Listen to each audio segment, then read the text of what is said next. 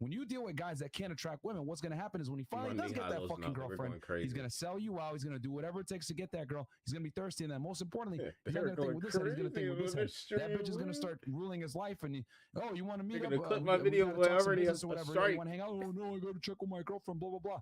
And I already have a strike. Why are they going so fucking crazy right now? I know I'm on Rumble, but fuck. Huh? We're playing GTA, please. So you need to be in control of your life. You need to know what the fuck is really going on. You got to wake up from the matrix and understand that you control your reality, not these other people, man. And don't betray your friends. Get good with women so that you don't fucking thirst for them and do stupid shit. Yep. Right? His ex, his buddy's ex, that's unacceptable behavior. Yeah. But only guys that aren't good with women do stupid shit like that. I would say it's not the bad man I worry about. It's the desperate man I worry about. Yeah. And like we pick fun of each other, me and you, right? Yeah. Dude, I'd leave fresh with my girlfriend tomorrow. Like, yo, here's my debit card. Here's my girl. Yeah. Take off. I need you to drive across country for the weekend. Y'all have to stay in the same hotel room. Yeah. I trust you all. Mm-hmm. You know what I'm saying? Like, all joking aside, and certainly trust Andrew. I've been so many places with him. You're like, dude, take her, go. Everything. So if you can't trust a guy like that, you got the wrong guy. So you got to get in a group of guys that are on the same path, that can be right with God in their own heart.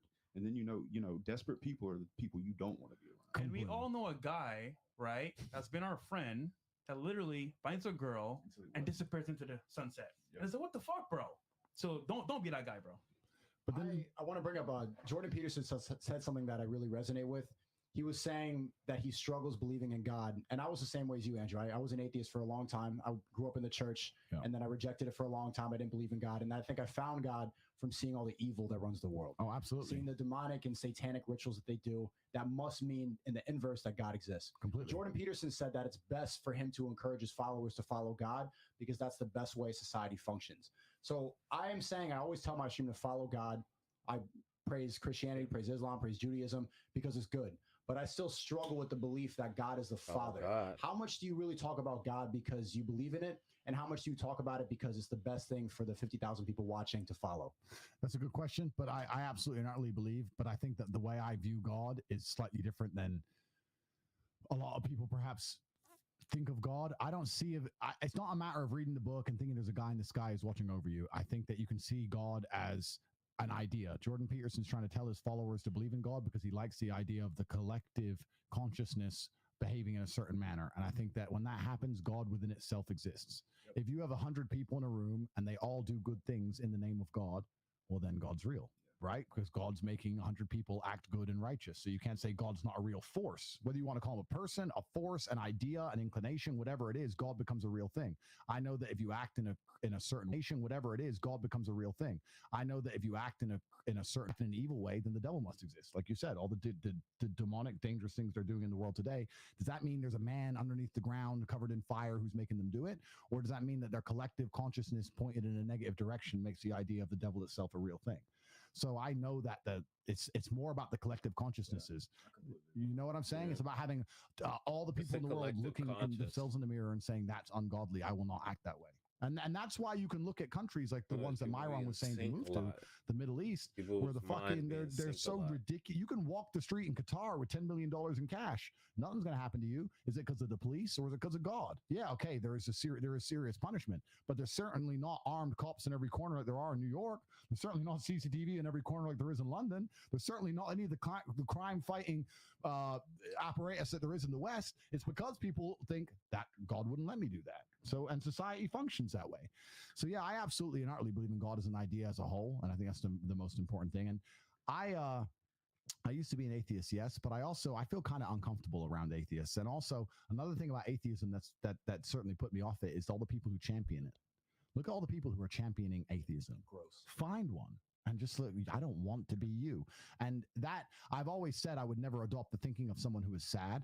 When I see somebody who is sad or depressed and they're unhappy, and even if we change subjects and they start telling me their opinion about fucking anything, World War II, fucking their favorite movie, their favorite song, their opinion's invalid to me. You're unhappy and I'm happy. So I don't want to think very much like you at all. I don't really want to adopt any of your thinking. Like you're saying, you've just told me you're depressed and unhappy and sad. Like most of my haters on YouTube will literally openly talk about the antidepressants they're on and their depression and then come along and say he's a bad person. I'm a better person than him. I don't want to be like you people. That sounds like a terrible existence to have an enemy inside of your own mind. I have plenty of enemies in the world, and none of them are inside of me. My enemies are all outside of me, so I can see them coming. Well, I don't have all to my fight enemies own mind. outside. I have to fight now. everything else. If you're sitting there in a constant battle against your own mind, I don't want to be like you. So if I will not adopt the thinking of somebody who is sad, when I sit and look at all the atheists who are doing all this dumb shit, I don't want to adopt their thinking either. If I see a bunch of atheists and see they're all fucking godless, disgusting creatures, I don't want to be an atheist. I just look at them and go, no, sir, that's not my team. I'm going to change. So you have to also be careful. And that's another thing that's interesting. I think one of the reasons why I've managed to gain, and in fact, all of us, the reason we've had such large influences online is because people look at us and understand, I It's could live human his life. nature to In fact, adapt. I want his life to a degree, right? It's not just what we say, it's the aspirational aspect of the lives we live. And a lot of these other people, when they're sitting there giving their opinions, running their mouths, I don't want to have anything to do with their existence. And you should also, as a man, keep that in mind. When someone's sitting there telling you shit and you look at them and go, I would fucking hate to be you. That's what's happening now. But that's just my opinion. Did you want me to read some of these chats, Andrew, or? I don't think there's anything that interesting in there. Guys, if you have a question for us, you can send us, we don't say super chant, we say Rumble Rant. It's called the Rumble Rant? Rumble Rant. Okay, all right. So Rumble Rant, if you have any questions for us, guys. Doesn't matter if it's $1, $2, $5. Yeah, get some questions in, guys. This is an all-star panel here, man. So you got people from different walks of life, different age groups, different ethnicities, backgrounds, etc. So yeah, man, go ahead and shoot them in. Right. Go ahead. No, ask. I'm the only non-millionaire in here, and I'm wondering, Brokey. and I struggled with this when I was first coming up on YouTube, being around very successful people. Changing that. I'm wondering how much you look at the common man and have pity. That's a good question. I know that I wouldn't want to, but then if you go back to the absolute self-accountability we were discussing earlier, then the common man has decided to be the common man. And a lot of those people are happy being the common man. Yeah. Sometimes you can meet a guy and he's a fucking whatever he is. He carries trash or whatever he is. And that's what he wants to do. And he has a wife and she's a 2, but he loves her and she sucks dick 3 times a year. And he's happy. If he's happy, then good. And also the world is hierarchical, right? I would hate for everybody to be like me, because who the fuck's going to cook my food and shit? Like I need restaurant. I need this shit, right? The world, we don't need everyone like us. What we're trying to do is speak to the people who understand and want to escape the matrix fully. But some people are happy within their programming, and that's fine. But if you're happy within the programming, yeah, okay, it benefits us. The reason, I'll say this now on a quick diversion, I really think the main reason it's so easy to be a winner today is because there's so many losers. Bro, I've worked my ass off, yes. But thinking back, could I have worked harder? Mate, I mean, I've worked my ass off, but still, compared to the average dude, like they're not even fucking trying. None of them are even trying. Like that's the reason it's so easy to be a winner. So I'm glad there's losers. I'm glad they exist. I don't look at them with pity. I just look at them with, they've accepted their station in life. They have accepted that. And it's almost like with everything, when people are being forced to wear masks or people are losing their jobs or being laid off or whatever, I'm sitting there going, you're 44 years old. You're a full grown man. You've had a very long time to get your shit in order and you didn't do it. So I'll say this. Like, well, what the fuck you want me to do? My life's fine. You have to, if they decided it and they accepted it, then that's their decision. There's 50,000 people in here right now. This is, to be honest, this is a microcosm of like the bigger problem here. Like there's so many mediocre guys that it's never been easier with all the ways to make money, internet, all the free information, etc. There's so many people plugged into the matrix of thinking like, oh, I just need to do what society tells me, blah, blah, blah. And if you're watching content like this, you already understand that you got to go against the grain and get what the fuck you want. Everyone's going this way. You got to go this way. And there's so many losers out there. This is the best time to actually get yourself into that top 10, 20% of men. And it's completely possible. Most guys are fat. Most guys are broke. Most guys have zero tonality. Most guys have issues talking to women. Most guys aren't assertive and dominant. They act more like women. And if you guys watch basic stuff like this and take some of the features that we teach you guys, you're going to be better than most guys out there. Real talk, bro. I have no pity. Here's the reason why. You have no excuse. Real talk. I used to work at a call center when I first got to America, and I would go to work every single day. I wonder, okay, this person's been here for 10 years, 20 or 30 years. Why are they still here? And it's like, they made a choice to stay here. Yep. They're comfortable. And the thing is like, bro, this life, one life to live. Either you decide to adapt and become better, or you stay the same. It's up to you. So no pity at all. My thing is like, if you want to grow and become inspired, that's one thing. But if you want to stay the same, it's your choice. So people got a choice to make. Either stay the same or improve. That's what it really is, bro. And without being too airy-fairy and being, given a bunch of answers that people don't want to hear. when you talk about rich and money, etc., I'm telling you, money is super duper important, and we discuss it all the time. And I tell people, there's no excuse to be broke, because when you're broke, you're a slave, and they're going to hold it against you. You're never going to have any free will or the ability to talk or do what you want, etc., etc., etc. However, health is first, man. If you're waking up and both your arms work, both your legs work, you're already to a degree a millionaire. I saw something on the internet, and it was it's a bit of a lame way to say it, but it's true. It said, would you give up each of your eyes for $5 million? Would you go blind for 10M? Everyone says no. So there you got 10M to begin with. So life's good to begin with, but truly it's about relationships. I think one of the best things for me about having money kind of fits back into what we were saying earlier, is that I have the ability to cultivate relationships. I can say to my boy, oh, where are you? I'm coming. Fuck it. I'll take 2-3 weeks off. Let's go do something. It's the relationships that make it beautiful. Not just with men and with your boys and with your team, but also with women. That's the true joy of life. We are social animals, and that's one of the best things about money. When I got really rich, the first thing that shocked me, to have fun with your when I had so much money that money had zero value, to the point where it doesn't matter what I do, the balance looks the same every time I put it into the ATM. So it's all basically free. I realized there's nothing to fucking buy. There's nothing to buy. I have 28 cars. Did that not just show boredom? Like, there's nothing to buy. You buy a few cars, you buy some diamond watches, you buy a few suits. That's it. Then you end up buying investments to try and get more money, because it's just like, well, I'm going to get more now, but it's just a game, but there's nothing to buy.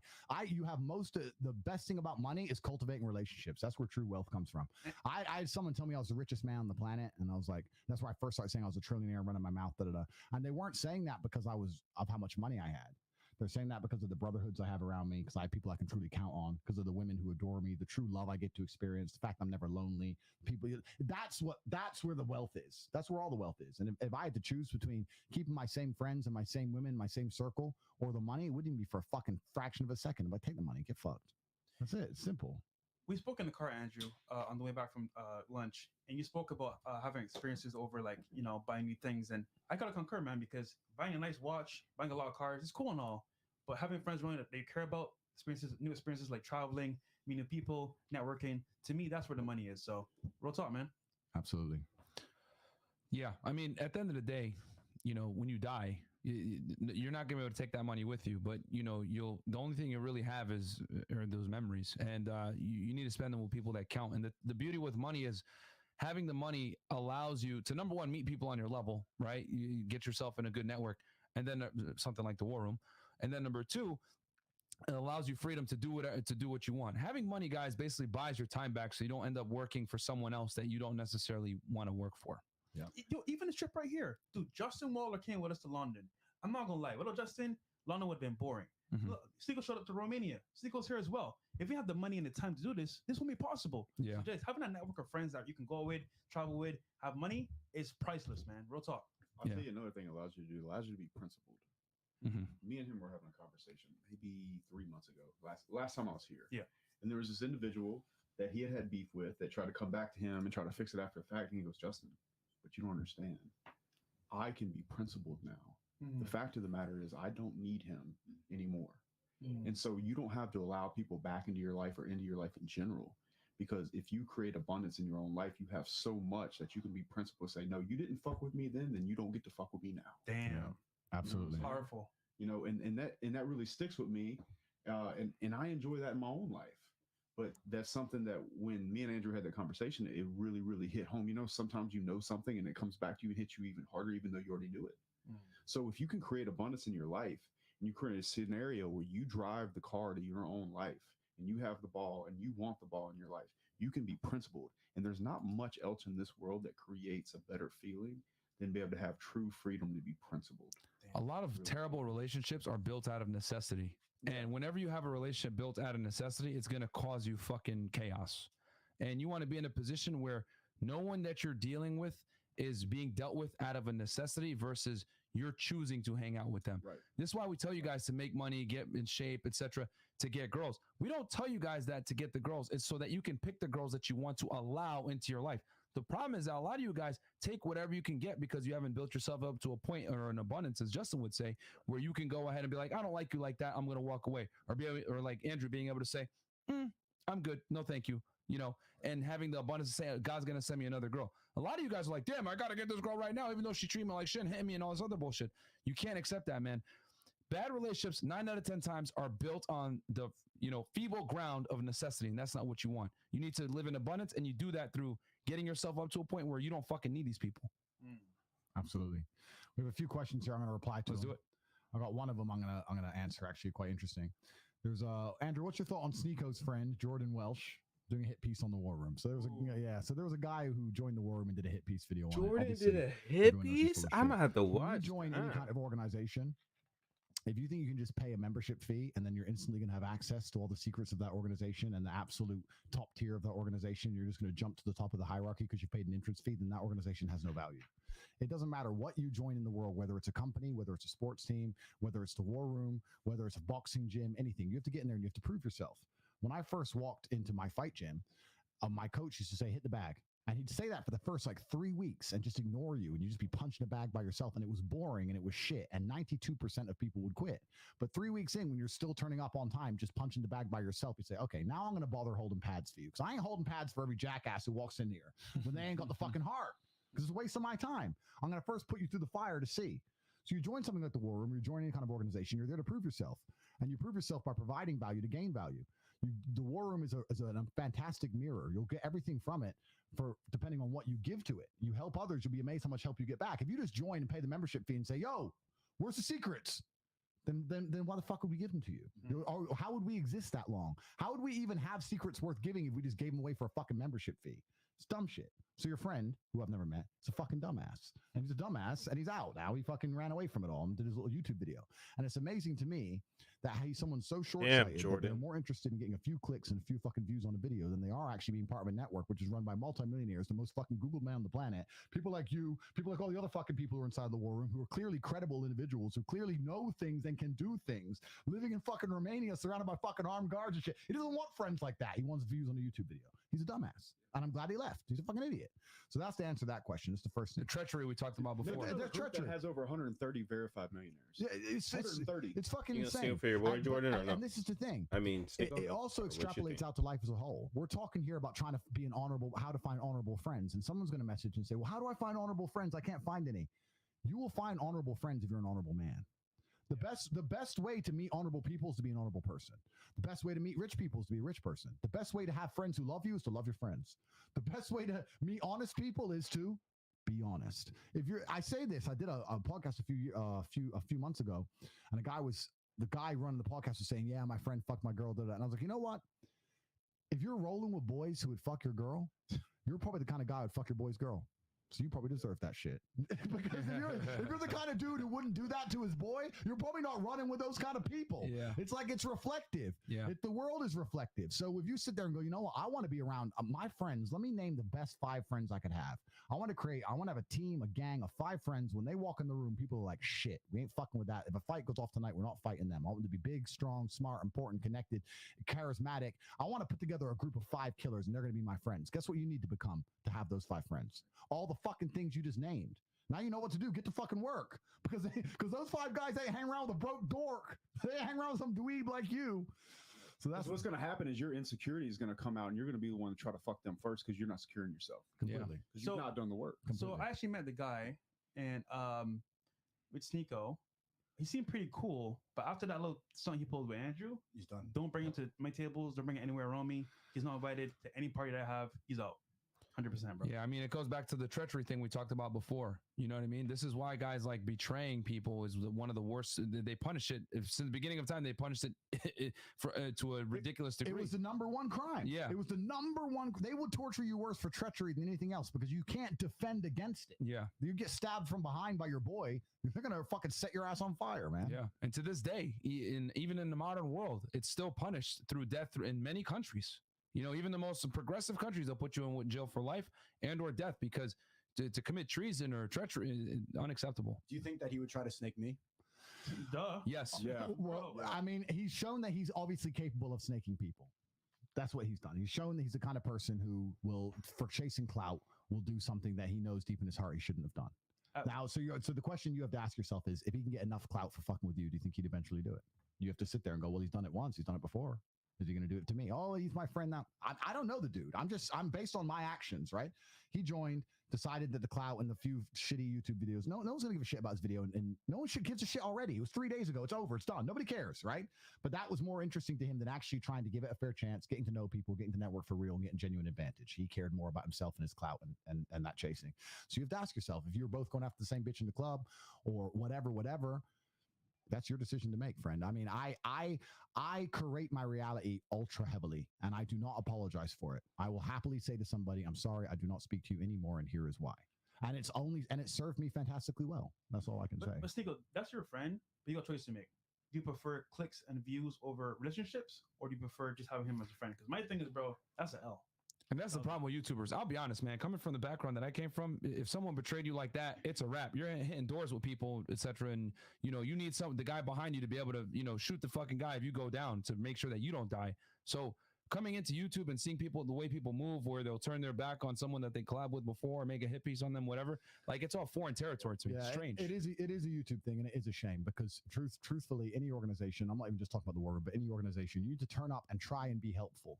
If I let's say I went back to get a normal job and I wanted to get promoted as quick as possible, what would I do? I'd fucking turn up and say, hey, where's the work at? Let me help. You don't just join in and say, I want to be the boss now. Where's the secret to, hey, where's the rise? I've turned up now. Like, that's stupid. The guy's fucking dumbass. I'll tell you one thing I learned in my first year on YouTube. I started to evaluate people that I wanted to be actual friends with on whether I would be friends with them or not if they had their platform taken away from them. Facts.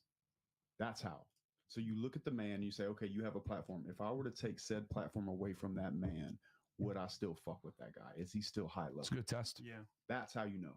That's how you make that decision. I think we could all relate to this. We all get hit pieces on a regular basis, especially when you're up. Everybody makes a negative video to try to bring you down and try to get those clicks. Did you know that was going to happen? Is that a future of social media? And does that show people's character? No, I mean, that's social media as a whole, right? The social media, there's That's always social gonna be media the now. detractors and the I don't know haters if that are going that's to sit gonna be around and talk shit. probably still That's not feature what a bit. bothered me. What bothered me is that he joined the organization and give it a fair chance. If he didn't join and did a video, then it wouldn't be worth discussing. That's fine. But he joined and he was a dumbass. But yeah, I truly still believe, and if I say this, then it must be true. I don't think there's anything such thing as bad publicity. I've been through the fucking #1 Matrix attack that they have. I have taken the biggest bullet that exists in their gun in the last few months, and it's caused me headache and inconveniences. But in the end, it's definitely, certainly the best thing that's ever happened to me online, specifically in my online career, if you want to call it that. The banning was the best thing that ever happened to me. Yeah, but you did that without snaking anybody. You did it with honor. Completely, absolutely, yeah. It's completely different. It's a completely different scenario. I think the question you got to ask in the room is, would any of us do a hate piece on you? No. No, I think so. never. Yeah. And look, me and Myron bust your balls a lot, bro, but we'll never ever talk bad about you on camera. Yeah. We'll roast you a little bit. In Look person, how like fucking maybe quick your he drip said that or too. maybe God. under your glasses, damn. but whenever say, oh, Okay. Sneako this and that on camera, because we're boys. So that's what you gotta see it. Yeah, I mean, even if I collab with someone, I didn't like them after the fact. I would look stupid, like talking shit about them It after. looks funny That'd be behind weird, the fucking- you know. All right, so the next question. Yeah. What does an astute 20-year-old like myself need to do in order to be sat around that table? If you were truly astute, you would know the answer. If you were truly astute, you would have listened to gotta everything get that's on been your said so grind, far. bruh. and Come you would on. know the answer. A lot of people ask questions and they feign ignorance as an excuse for laziness. You see it all the time. I see people go, "Oh, yeah, I don't go to the gym. I'm not really sure what I should work out." Yeah, so Bro, pick it up and put it the fuck down. Pick it up and put it down. You're pretending you don't know what to do, so you don't have to do it. You know, my coach was #1 for this. When I was training and we were kickboxing, we used to train the camp. There's 10 fighters. And no matter how fucking many times this happened, there was always some dumbass who fell for the same trick. So you're with 10 fighters and you're exhausted. You're getting beasted. You're destroyed. And the coach would say 100 push-ups. And you had to drop and do them instantly. But to buy that little few seconds of rest, someone would always go, how many or what? And the second you did that, he doubled it. 100 push-ups. How many? 200. And you're like, why the fuck did you ask how many? Because you knew. We all heard the number. You just wanted that. You feigned ignorance to fucking be lazy, and now we're fucked. Yeah. And everyone does that shit. They're pretending, oh, I'd love to be at that table. Tell me what I have to do. You know what you have to do. So go fucking do it. He just Stop sat asking there us and questions, fucking stop pretending told you. don't fucking know. You know what to fucking do. Go do it. yeah. You know what to do. You know the answer to your fucking question. Better yet, Sneako, how old are you? 24. But you're here, right? Follow Sneako's blueprint. There you go. Let's see if we have anything else here. There's a few more. There's one other good one I wanted to read out. It's about navigating all the allegations and everything like that. The whole time they call me Taco Tate, Chopstick Tate. I'm sure that you've all seen it. They call me a Tate Dick Rider or something like that, because you're not supposed to say things positive right now, especially when it's very popular to say something negative. But if you stay true to your word and you follow with honor, which is very rare on social media, you can end up in the right circles. And it's being able to bite the bullet and being able to bob and weave and duck all of the allegations and everything like that. The whole sorry to interrupt. The whole dick riding thing is the most pathetic thing on the internet. When I first started doing Twitch streams, I didn't do Twitch, but when I first Twitch streamed like a few months ago before my big banning, no one could agree with anyone without the whole chat going, Dick Rider, Dick Rider. You can't agree with people. No. How can you have a conversation where you can't agree with anyone else? Anything anybody says? How asinine and destroyed is the fucking consciousness of the population, especially these young kids, where you can't sit as a table of men and agree with each other without being insulted for that? It was fucking crazy. There's like 6 people in the chat, and unless it was constant war, the second someone goes, yeah, good point, Dick Rider, fucking retards, bro. It's crazy. That whole Dick Rider thing to me is probably the worst things about the internet. You know what that's a lot like? You ever been at recess and there's 20 dudes standing around you that want you to fight the other kid, but would never fight with you? Yeah. It's the same fucking thing. Yeah. It's the dudes that come behind you and slap your hand to the other dudes so y'all will fight for their entertainment. Yep. Yeah, fuck those dudes, bro. Yeah, it's weak. completely. They wouldn't get in there and do that fight. Well, people just want to get entertainment. Yeah. You know what I mean? They want to be able to watch from the comfort of their home and be like, oh, let me see this and whatever it may be. And it's like, most people don't understand what real conflict is. We have one more here. Shout out to all the supporters, by the way, over here at Rumble, man. It's like 2 a.m. in Romania, guys. Yeah, I'll be in the chat, bro. Damn, 2 in the morning. An answer. A guy said, "How do I break the generational curse?" The first thing you do is you stop calling it a curse because you're giving it power. You can't sit there and say I'm generational. You can't sit there and say I have a generational curse, but I want to be successful. That is a bad origin. That's a bad starting point. It's amazing the power of luck, right? And even if you're wrong, if you're fucking trapped if you're fucking trapped on a shipwreck by yourself, just you on an island by yourself, I believe you're going to do better. You're going to have a higher chance of survival if you believe you're lucky as opposed to believe you're unlucky. You could sit there and go, I'm unlucky, I was shipwrecked, or you can go, I'm lucky, I'm alive, I found an island. There's no advantage. It's always to the better to be mindset. positive It's over just that shit. It's just Negative detrimental. There's no mindset is point. an L. There's no point in thinking that way. You have to just think positively, and you can't sit there and say, I'm generationally cursed. How do I fix it? First thing you have to do is stop fucking saying that dumb shit. Stop saying it. It's a pussy mindset. It's a You pussy have to mindset. look at it as your opportunity to be a hero. All of us are riding that journey of where we're going to have adversity. There's never This been is the a good hero's movie journey, where the bro. hero in the beginning did not get his shit rocked. That was his opportunity to overcome. Yep. There's no montage. There's no happy ending without tragedy in the beginning. 100%. If you're struggling right now, it is your opportunity. Have y'all to never be a seen hero in your Spider-Man? fucking life.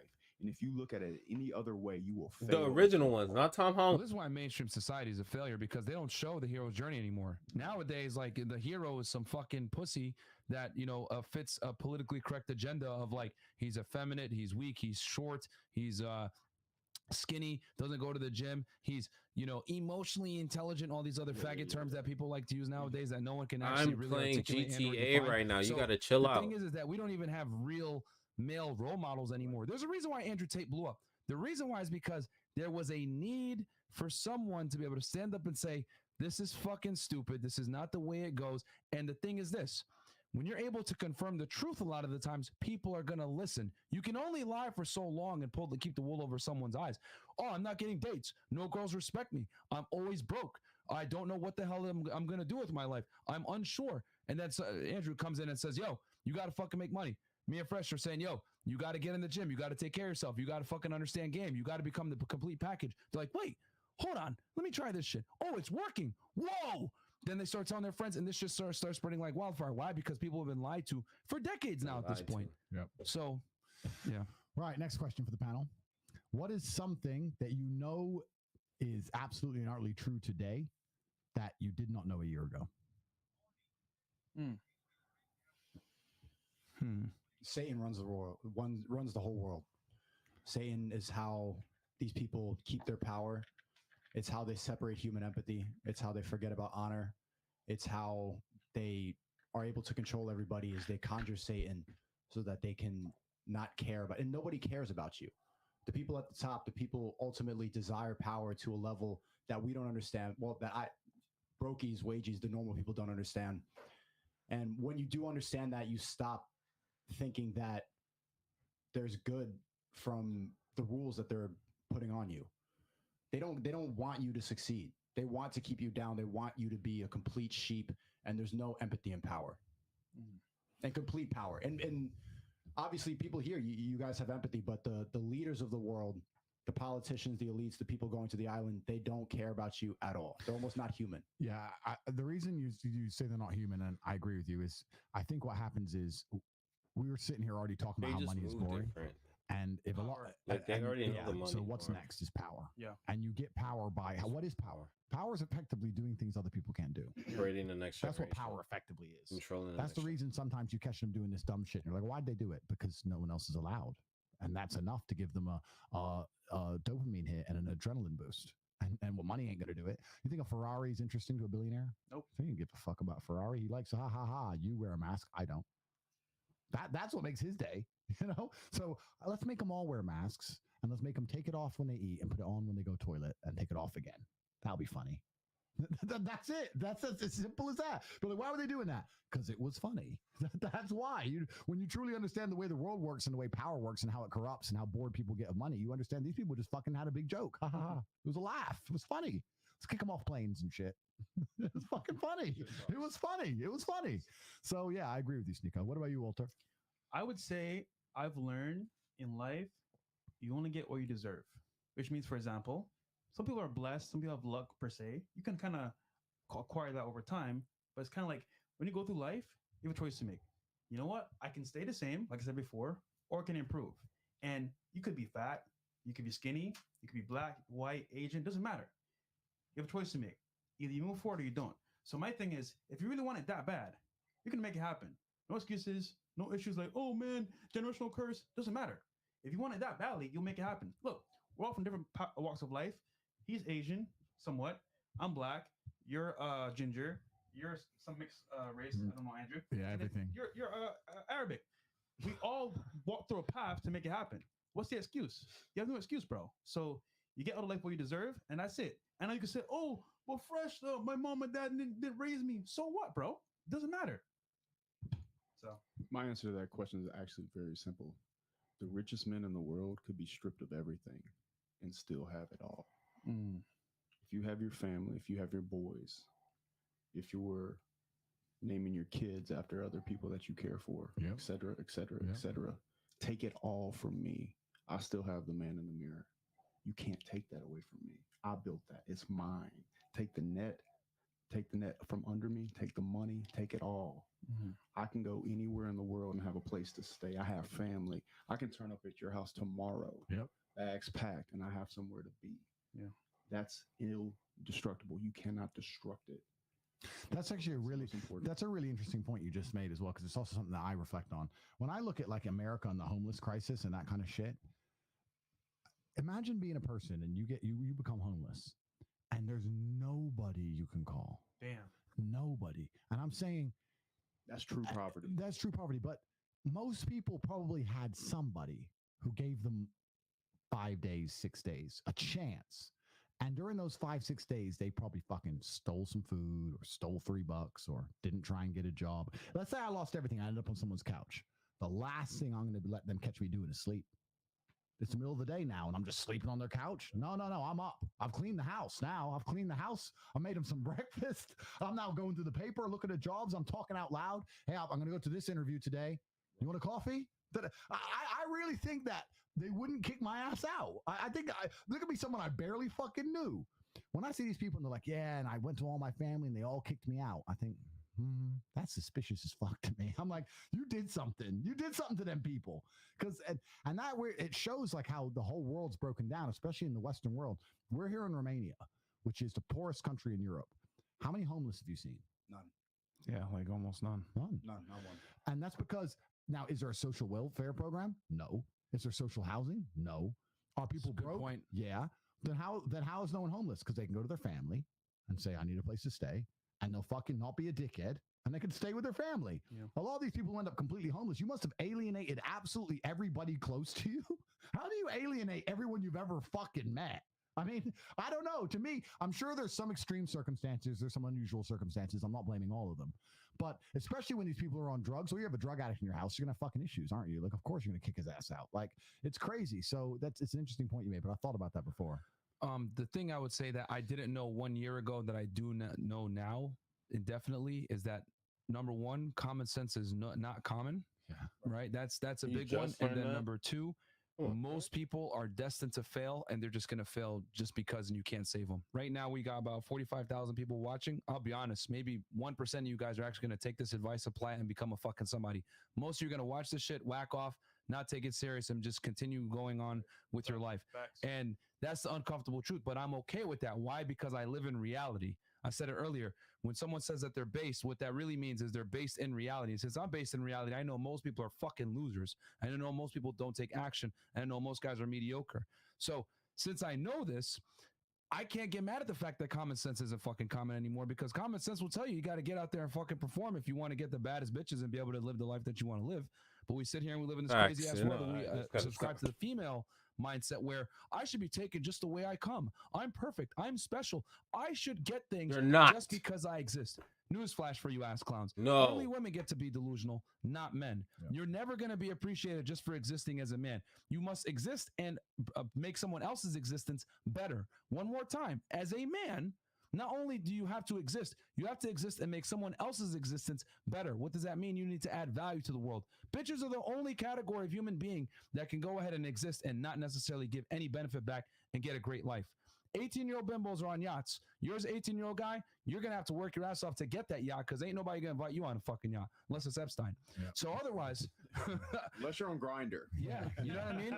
So you got to get out there and fucking be a somebody and understand that common sense is a common. And since common sense is a common, what are you going to do? You're going to look at the cup half full. You're going to look at half empty. You're going to look at it from the full point like, yo, since everyone is fucking retarded, I'm going to go out there and go against the fucking grain and make myself a somebody. Or you could be a pussy and be like, oh my God, common sense is a common. I don't know what I'm going to do. And then fall into that category like everyone else and not have common sense. I want to extend my answer. Last night, especially, I was sitting in the war room, the real war room, talking to Andrew. And this is something that Fresh was telling me, Justin was telling me, and even Bradley Martin, shout out to him, was that you have to pick your battles. Once you understand the truth and once you understand what's going on and how power manipulates everybody, there's no point in being angry about it. There's no point in being frustrated. You have to understand that people generally have no common sense, and you're not going to wake everybody up. Not everybody is going to make it.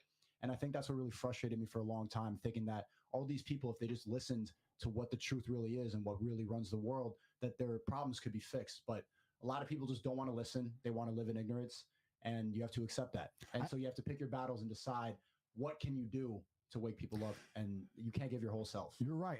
But you know what else, which is actually interesting, which is an adverse point to this, that was kind of my conclusion I came to, and it's also the answer to my question of what I didn't believe a year ago that I believe now, that I came to at the height of the COVID bullshit. And I was sitting there going, why do these people comply and listen? The world would be so much better if everyone was like me and everybody said no. And then I realized that that's absolutely and utterly not true, because you need these people.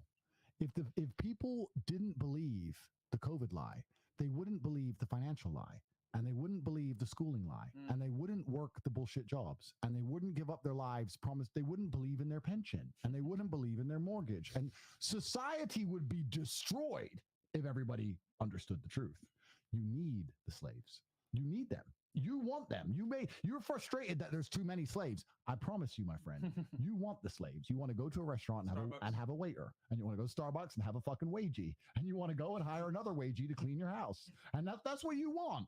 So as frustrating as it was at the height of it, when I was walking to gas stations, they're like, mask, mask. I was like, you know what? You're a dumbass, but that's why you pump my gas. So okay. Like, I'm not gonna wear it. All right, I get it. You know, the fucking mask. If I wake this dude up to the mask, he ain't gonna pump gas anymore. So you also have to understand that, yeah, for a long time I was frustrated that everybody's so fucking dumb. But then you have to sit there and go, okay, how else could society function? The way the average man is getting fucked is left, right, up, down, backwards, forwards. They're getting fucking wrecked in their relationships. They're getting wrecked financially. They're getting wrecked in their fucking job. They're getting wrecked with what they believe. They're getting wrecked in their mentality, their own mind. They get fucking one day off a week. They end up spending at some wedding to some dude they half like. Their whole lives suck. For them to tolerate that bullshit existence so that we can have somebody who's going to fucking mow our grass, of course they believe in the mask. It's unfortunate. We need these people, and we're speaking to 45,000 people now. I like to think we're speaking to the people who aren't that way, but still but still there's a degree of them who are, and there's a degree who aren't. Like Myron said, some ain't gonna do shit. But we need those people. Don't be frustrated by them. We need them. When I see some fucking in England, you call them jobsworths. Someone whose their job means so much to them. Man, at the height of COVID, I got in arguments in gas stations all the time. I'd walk in and say, mask. I say, bro, this is Romania. You're making $400 a month. Why are you arguing with a fucking big 6'4" kickboxer over a mask? Your life's worth it. Why do you care? Do you own the gas company? Like, why do you give? I'll tell you, because they want that tiny bit of power. I'll tell you, and they want to feel important, and they want to feel that they're good at their job. But my point was this: once I realized if he didn't give a shit about the mask, then he wouldn't even be a wagee in the first place. That's just that. It's part and parcel. It's part of the game, bro. It's just let the wages be wages and just fucking hire them. And that's one thing I always try to keep in mind, so I don't find myself getting angry with that person. You have to understand when you walk in that gas station and they tell you to put your mask on, that's the only power the one thing that they have. That's what they in got. Their entire life. Yeah. So and you get to be a G, and that's all they got. Yeah. So to stop yourself from getting angry with them, to be graceful, because I think that is what you want to be as a man. You want to be graceful. You have to remember that's the only power that man has. And also, I'm also at peace all the time whenever we stream, whenever we do these meetups, is because, first of all, I can only help people that want to be helped. I can't help everybody. So my thing is, like Andrew said, let them do what they do because we need that in the system. However, for you, bro, you can only help people that want to be helped. Is what it is. So yeah, I used to, my answer is a year ago, I used to think I wanted to wake up the whole world. And then I realized in the height of COVID, I was like, you know what? If these people understood the truth about this, they'd understand the truth about too much, and there would just be mass chaos. It would just be fucking riots and bullets. It would just be fucking chaos. There's a whole bunch of people who still wake up each day and believe their government love them. It's like you need those people. You need them, bro, because they're the ones who are down the sewer. Do you want to go down there? Fuck no. Let me show you the stupidity with that one. Like, think about it. Like the world locked down, right, in 2020. Then a couple months later, a guy named George Floyd, who got, what happened to him was terrible, obviously, right? Like the police officer fucked up. But they go and march in the streets, right? So rioting, destroying businesses or whatever. What happened to the COVID mandates? So you guys are going to go here and like, protest and do all this extra shit and say, oh, this guy was great, which he was a criminal, by the way. That's a fact. He's a convicted felon. He had robbed a woman that was pregnant. But we're going to go ahead and turn this guy into like a martyr and march in the streets and break all the COVID things for some like, what the hell's going on here? Cloud World. Right. Question here. Andrew, can you talk more about forcing energy into the universe and stealing energy from others? Well, I think the answer to that is... This was all in GTA. I really don't want the streaming ban, but it was really third law. Let me look it up. For once, I don't know something. Let me make sure I get this right. Newton. While he's doing that, I'll say one thing. If we have 50,000 people watching here and we think that 1% of those people are actually going to do something, consider this, guys that are watching. Major percentage of the 1% are not watching this. They're out doing what the fuck they're supposed to do right now. They're actually out there working and they're not watching this. That's where a large portion of that other 1% is. Not chill. One of the other 1% is recording this right now because the others can't see it on YouTube. So I'm here for the YouTube babies, my big sexy. An opposite direction back on object A. This law represents a certain symmetry in nature. Forces always occur in pairs, and one body cannot exert a force on another without experiencing a force itself. That is the answer to your question. If you're putting force into the universe is going to give back to you. It's impossible. I stick to what I was saying earlier. I truly believe it's impossible for you to be on time, work your ass off, be honest, good handshake, turn up, listen, learn, not be an arrogant dickhead, and dedicate yourself to something and still fail. I believe it's impossible because there's not enough people who will do that for you to fail. And agreed. It's funny. You could be a dumbass. Yeah. You could be a fucking idiot. I'll tell you, if I hired a man today who was a dumbass, but he owned up to his mistakes. He apologized for them. I could tell he was genuinely sorry, genuinely trying to learn. When he fucked up, he took notes and said, I ain't going to make that mistake again. He was on time every single fucking time, and he obeyed and did what he was supposed to do, and he was dedicated to the cause, and he was loyal. I wouldn't fire his ass. Nope. I'd keep him all day. He could be a fucking idiot. I'd keep him. Intentions everything. Intentions everything. I used to come early to my job, right? I would come early and stay late. And I was new to the workforce in America, right? What happened was, in less than 3 months, bro, I got promoted to a better position. People were there for years. And I was like, I was doing the job with 2 people. Well, why is that? I stood out. I came early, stayed late, and I did the work with 2 people. So you honestly, bro, like, it don't take that much to stand out. Just do the work, show my talent, like Andrew says, and at the same time, add value, and you're good. Yeah. It's easy to be great when most people are mediocre, man. Facts. I'm telling you, and this is the time right now where it's the easiest to be great now than ever before. Cool. So, do you want to hit the next question here, or do you? Let me just check. I'm just checking with Rumble chat. 1 second. All right. Yo, also, guys, do me a quick favor. I don't know if you can like videos on Rumble, but like the goddamn video. You can. Yeah. You can like the video, and you can also subscribe. So I'm at when I got deleted from YouTube, I was at 738,000 subs, and I'm now at 614 on Rumble in less than a month.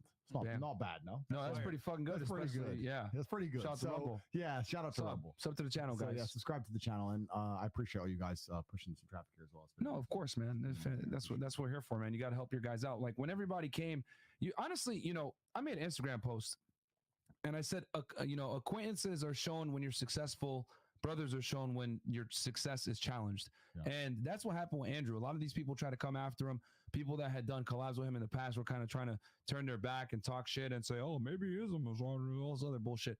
And, that's when we came together even more because we're like, bro, we got you, man. We're going to fucking, break this shit down, bring awareness to the bullshit, go ahead and go against the grain on all the bullshit stuff that people have been saying about you. And that's what it's got to be. You need people in your corner that are going to hold your back and hold you down when you're going through some bullshit. Andrew, can I ask you a question? I saw you once on Tate Speech talk about what you can do in your dreams and how that makes you smarter, how you live in your dreams, and that gives you a time advantage amongst most other people. How do you do that? So lucid dreaming is something that's been studied significantly. It's studied by the CIA and a lot of government agencies as well. So lucid dreaming is basically, I don't know if anyone here has had a dream that you realize is a dream and then you can control it. Have you ever had that? Yeah. So you're in a dream and then you go, for me personally, I'll be in a dream and something will happen and I go, that doesn't make sense. Oh, wait, I'm dreaming. And then I can fly and shit. Now, usually I can only do it for like a minute or two in dream time. Time's a bit different in dreams until the dream ends. And I usually wake up or the dream ends. So it's kind of annoying because sometimes I'll be in a dream and I'll realize it's a dream and I'll start doing some shit. And then I'll also consciously know that I'm running out of time before the dream ends. It's weird. So that's how I dream. So the way I do that, and when I say that I use my dreams to calculate things, is because if you're ever heartbroken or upset or you're really worried or stressed, you might dream about the problem. So I do that consciously. If I have a problem in my life or something I have to worry about or be concerned about, I'll try and make sure I dream about it. And then in the dream, I know I'm in a dream. And it's basically dedicating time of my life, dedicating the time I was sleeping to solving a problem or dealing with a problem. How many amazing songs have been written in a dream? Or how many scientific discoveries were from dreams? Look up discoveries from dreams. The number of scientists who woke up and go, bang, it came to me in my sleep, it came to me in my dream, because you're obsessed with a problem and your mind works it out at rest. So the key to lucid dreaming is this. You have to try and remember your last thought before you fall asleep. And I know that sounds easy, but think about last night when you went to sleep. Your eyes were closed. You were thinking of this, then you were thinking of this, then you were thinking of this, and then you were half awake because you kind of heard a noise and you felt the covers on you, but you weren't asleep, but you weren't awake. But what were you thinking of? Kind of nothing. You have to remember the exact last thought you had before you went to sleep. And it's harder to do than you think, because when you start doing that, you start turning your brain on to focus, and then you can't fucking sleep. So you have to do it like Zen. You have to just Zen go, I'm going to sleep, but I'm going to keep track. Right now I'm thinking of this dumb shit. Okay, now I'm thinking of that dumb shit. And sequentially in order, remember all the things you're thinking about until you remember the last thing you thought about before you went to sleep. When I started learning how to do that, there on out, about 70% of the times I would dream, it would be lucid. And I genuinely, even to this day, I'll be in a dream doing whatever. And I'll lift up a cat and go, that has no weight. This is a dream. Okay, this is a dream. So I'll just float through this wall quickly. Where's Tristan? Or fucking me go on the computer. And I'll just control it for like 2 minutes. It's weird. But it happens by remembering what you're thinking about before you fall asleep. And if you actually genuinely think about that task and think about, now when you go to sleep, you'll be trying to do it. And you'll realize, I'm thinking a bunch of bullshit, or I'm thinking of a memory, or I'm half remembering something, that your mind kind of falls apart a little bit as you fall asleep. If you can keep track of it, you can control your dreams. And for me, if I ever have a genuine real issue, I can literally say, I'll deal with it. I'll think about that later when I'm sleeping. I know it sounds stupid, but it's true. Also, I would also accredit it, and there's absolutely no scientific proof for this whatsoever, and everyone can call me crazy if they want. I would accredit it to my success when I was kickboxing. I believe that if my brain synapse is firing, it must have, for X action, it must have a positive reflection on that action. If my synapse in my brain is firing to slip a jab, in a particular way, and my brain is firing, even if my body isn't moving, but my brain is firing to slip that jab, I believe that on a long enough time scale of my brain imagining me doing something repeatedly over and over and over again, I'm going to be better at doing that action, even if my body doesn't reflect it. So when I say I train in my dreams, that's exactly what I mean. I would train, I'd imagine slipping punches in my dreams and how I would do it. And although my body wasn't doing the thing because I was a fucking sleep, I twitch a lot. The chick would be like, "What the fuck are you twitching for?" I was like, "I'm fighting, bitch. I'm fighting." But my synapses were firing the same. And I believe that had a positive impact and a positive effect. That can't be proved, but I believe it. And if I believe it, that also gives it power. Andrew, so that's what here's my last question from me for tonight. Sure.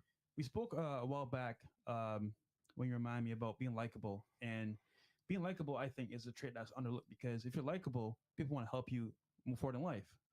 What do you describe likable as to the audience? Yeah, being hated and this is coming from me, but I would like to actually say, and anyone with a brain who's watching this understands that I'm not a dislikable person. The Matrix attacked me and the Matrix lied, and the fucking NPCs said what the NPCs are supposed to say. That's fine. But being a dislikable person, like you can't make people like you, is not going to serve you well in life. You have to know how to make people like you. There's some scenarios we have to walk in and go, okay, I need this person to like me. And whether they're a liberal, whether they're a feminist, whether whatever, there's a time where you decide, do I tell this person the truth? Or do I fucking piss them off? Or do I just make them like me? You haven't even got to lie to them. I can sit with a feminist and not lie to her and not be disingenuous once, but by steering the conversation in the correct way, make her love me. I just avoid the topics I know I can't fucking honestly tell her the truth about, right? I had a guy message me going, "Hey, bro, I'm in this office and everyone fucking hates me and I fucking hate them all. What do I do about it?" You make them like you, G. You're working in an office. You want to keep your job? Like, what do you want to? You want to live in you want to work in a business and everyone hates you? What's the answer to that? You can't. Being likable is absolutely not really a skill, and it's served me very, very well. Even in the situation with this massive band, yeah, some cucks turned on me, whatever. But there's a whole bunch of people who go, "I like Tate." How many beautiful women have stood up and go, "I like that man"? You know, you have to. Being likable is absolutely a skill and it's practiced. But what we said earlier is, if you want to find honest people, be an honest person. If you want to be likable, like people. Because you know what? That's the easiest way. I'll tell you the number one thing people never get bored of talking about themselves.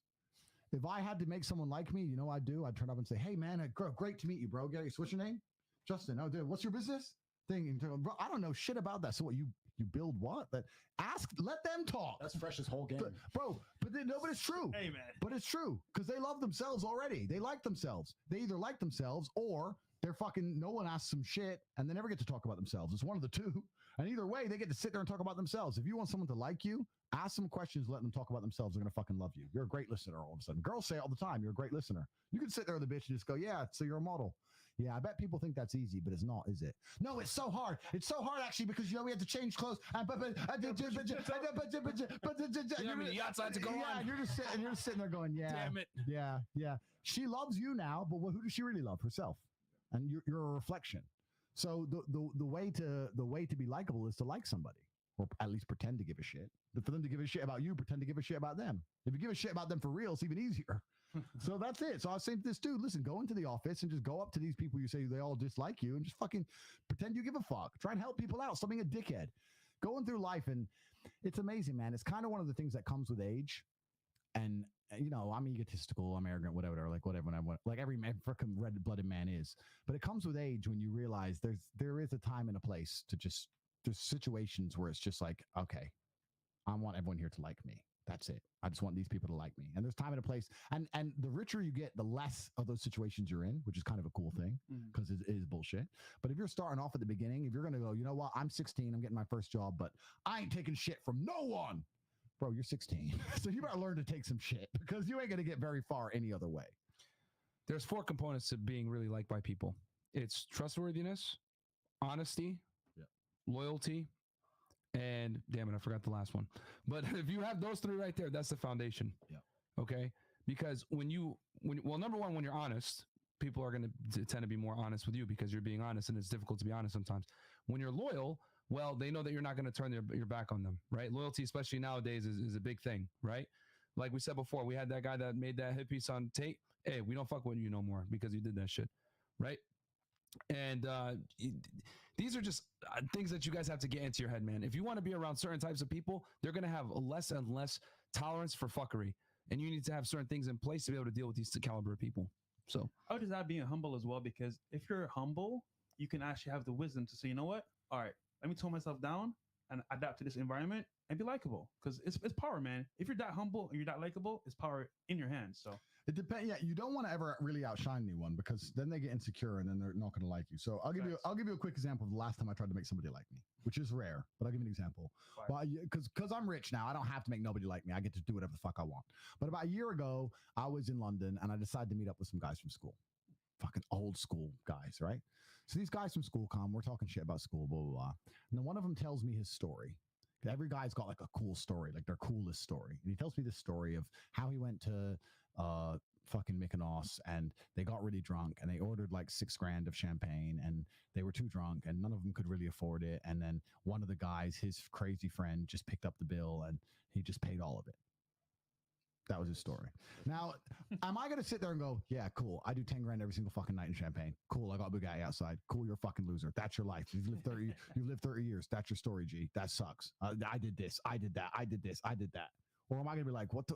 I had to pretend to give a fuck. It's just, I had to pretend to be like, what, he paid all of it? Whoa, bro. Wild. That's crazy. Yeah. But there's a time and a place. I could have fucking wrecked them. And then afterwards, when they're like, yeah, so what you been up to? I can't turn around and tell them about the time I was arrested in Transnistria or fucking got robbed in Jamaica or I'm picking up my Bugatti Chiron.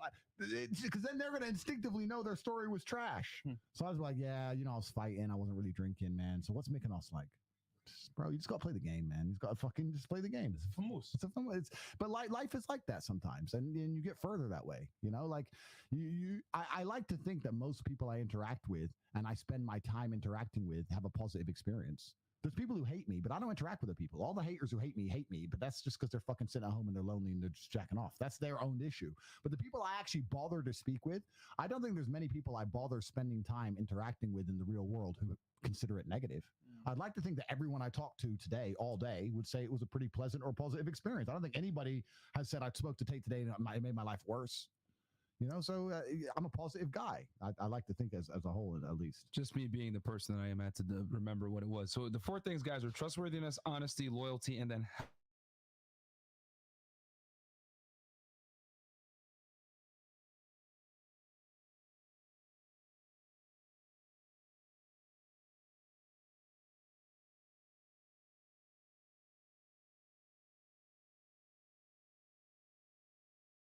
you take from me, what's your name?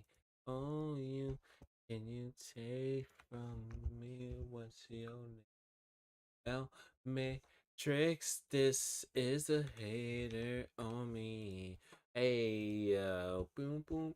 Let me get y'all when y'all here. What's up, y'all boys? Y'all been chilling? I haven't even streamed. I got a new derby. Oh my god.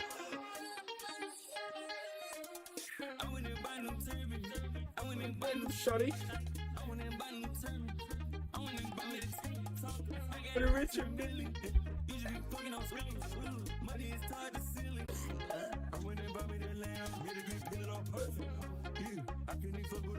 Hey, do it for my Dominicans right here. Do it for my Dominicans right here.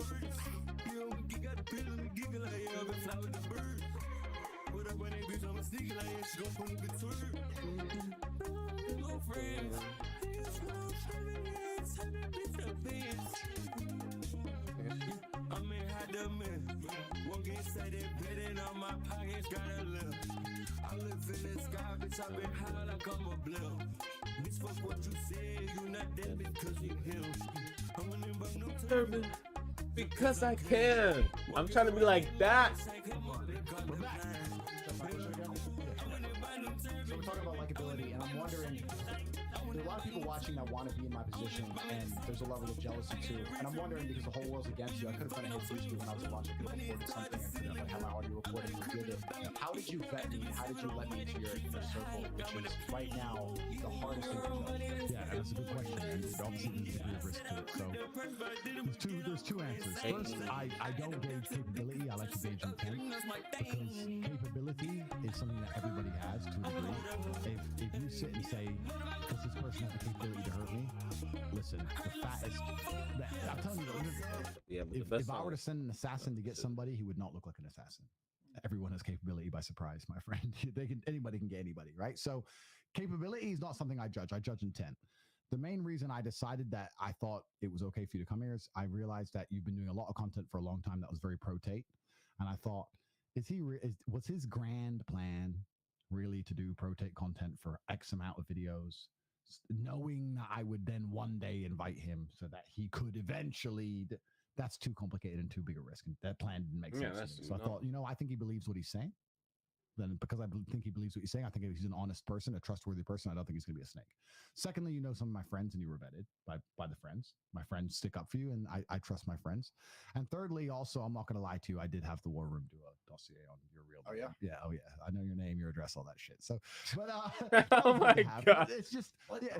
Hey, at least he's honest. But, yeah, it's good to have all those things. Honest. But all in all, I just gauged your intent. I thought his intent isn't maliceful. I don't think he'd do that. Now, if you did decide to do something like that, if you did, I don't think you will, but I'm pretty certain you won't. But let's say you did decide to do that, then God will teach you the lesson. I don't even need to do much. God, if you were to ever go down that route, then I'm old enough and wise enough to know that to a degree, karma is real.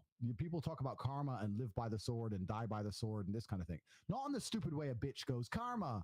Because really, when they're saying that shit to you, they're getting their own karma back from you. That's what's actually happening. But if you live by the sword, you do die by the sword. I absolutely and utterly believe that. The reason that all these people are getting stabbed and shit are people who are out here stabbing people. It's amazing how it all just kind of comes full circle. And anybody who does treacherous things or does snaky things, we talked about it a lot in this podcast, but it's true. In the end, somehow they end up getting fucking stung worse than the person they ever tried to sting. It's just the way the world works. And I live with a pure heart and I'm honest and I still have faith in humanity to a degree. And I realized that you meant what you said. And we're on the same team. I couldn't see an advantage for you trying to snake me or hurt me. So that's why I believed you. I trusted you. So good to meet you, friend. Good to meet you. Good to meet you, G. Fun. I want to say a lot of money one, from that. man. I ain't gonna lie. Yeah. You know, some good one. Hey. Yeah, and I want to say this too, as far as like the treachery goes, and not trusting people. The reason why, if you look at someone like that's a confidential informant, right, or a snitch, as they would say, the reason why they have such a bad rap and people hate them is because every criminal knows that their day is coming. So okay, when you sign up, right, like for example, La Cosa Nostra, right, the Omerta, the Code of Silence. The reason why they do that is because they're trying to prolong the life of crime because they know at some point karma is going to come at them, right? So when you go ahead and you snitch, what you're basically doing is you're enhancing and you're rapidly burning that light stick for them to get that karma faster. That's why people hate informants. And when they do go and inform, they get what? Protection from law enforcement. So they've effectively protected themselves and insulated themselves from karma that was inevitably going to come that way. That's why criminals hate informants so much, because they know I'm doing a life of dirt. It's going to come back to me. Mm-hmm. So that's why they hate them so much. Absolutely. Good. All right. So we're going to do last thoughts? Last thoughts. Go on, man. You can start. First favorite part of the show, guys. No, it's up to y'all. Man, that war room is real. No, bro, it's super real. Oh yeah. Yeah, I can tell you, I have to be careful what I say out here in the public, but I can tell you a million stories about how the war room's real. If I have a problem that's hard to solve, I go to the war room. If I don't know if you've ever tried to send, let's say, $500,000 to Pakistan. If I say send $500,000 to Pakistan, you go, okay, I'll just go to my bank and no, fucking try. It's terrorists in Pakistan. You ain't sending no $500,000 to Pakistan with any bank. You think Western Union's gonna take $500,000? If you had to send $500,000 to Pakistan, where would you even begin? I know where I'd begin. I know where I'd begin. If I had to go to Moscow today and I had to get a visa to go to Moscow, Russia, the enemy, I know where I'd begin. I know what papers I'd need, and I guarantee I'd fucking get them. If the Matrix attacked me and I had no banking, no payment processing, I know if I had to move over to a brand new platform, which nobody even fucking talked about before I turned on to it, and I had to get a massive following, I know where I'd go. It's a network of extremely competent individuals. It's men who live by the same things we talk about, and it's men who want to know that they can call me. Imagine being able to call me when you have a problem. I'm not being arrogant. Imagine saying, I have a problem. Tate can fix this. To have that in your back pocket, the best way to do that is to fix one of my problems. There's people in the war room who can call me and say, Tate, I need a Glock. All right, safe. I'll get it. I'll send it. Right. So we help each other. That's how it works. That fucking jackass joined, said nothing, just sat there and goes, "Where's the secrets at?" Like a fucking dummy. That's a dumbass, right? But it's not about that. The point is, the War Room is the most powerful organization on the face of the planet. It can't be denied. Everything we've said about competitiveness also is a huge part of the War Room. It's the only organization in the world where we actively kick members out. And I say this to people, and they get panicked and they're afraid to join because they don't want to get kicked. The reason we have to kick people out is because otherwise we can't create the experience. When I first started fighting, when I went to the fight gym and we were punching the bag, etc., there was maybe 30 people in the class, but there was a separate room. There was a glass wall in a separate room, and there was 10 people in there, the best 10 people in the class, the best 10 fighters. And they'd go in there every class, and they get fucking beasted until people quit. And throughout the next 3 hours, the 10 people would be dwindled down, 9, 8, 7, 6, till there was one guy left. And I was desperate to get in that room because I understood that's the most competitive place in this fucking gym. And when I finally got in there, the first fucking 3 weeks I was allowed to get in there, I was the first guy out. It was too hard. It's endless. All I can do push-ups, not forever. Nobody can do them forever. It was so fucking difficult. And that's the atmosphere we brought into the War Room. You can join as a brokey. You can join as a nobody. That's fine. It's not about what you join as. It's what you become once you're inside. You're gauged from your beginning. But we're an organization where if you don't perform, we will kick your ass out. Because if you can just pay the membership fee and join, not help your brothers, not contribute, not be useful to anybody, and get to stay a member, then what kind of fucking organization is that? Doesn't mean anything. We're like the fight gym. We're like that glass room. We will kick your ass out if you're not performing. If you join the War Room, it doesn't matter if you're already a multimillionaire. It doesn't matter if you're an 18-year-old with fucking nothing.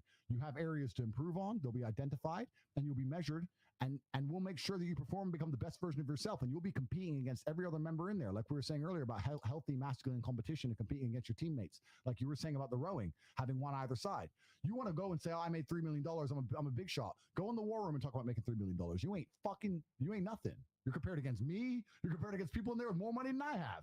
Right? That constant competition is going to keep you on your toes. If you don't perform, you're going to be kicked out. It's the most competitive environment in the world. It's deliberately designed to be that way. And because of that, it's hyper useful. Everybody who's in there is not only competent, but they're competing to help their brothers.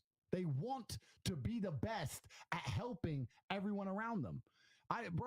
If I'm in Prague and I need fucking 100 grand in cash and Czech currency an hour, I need a fucking weapon. I need a fucking armored S-class. I need even security, even a lot of my security details now. Instead of bringing my Romanian team, if I'm in Spain, I can message the War Room. I can have fucking 30 dudes.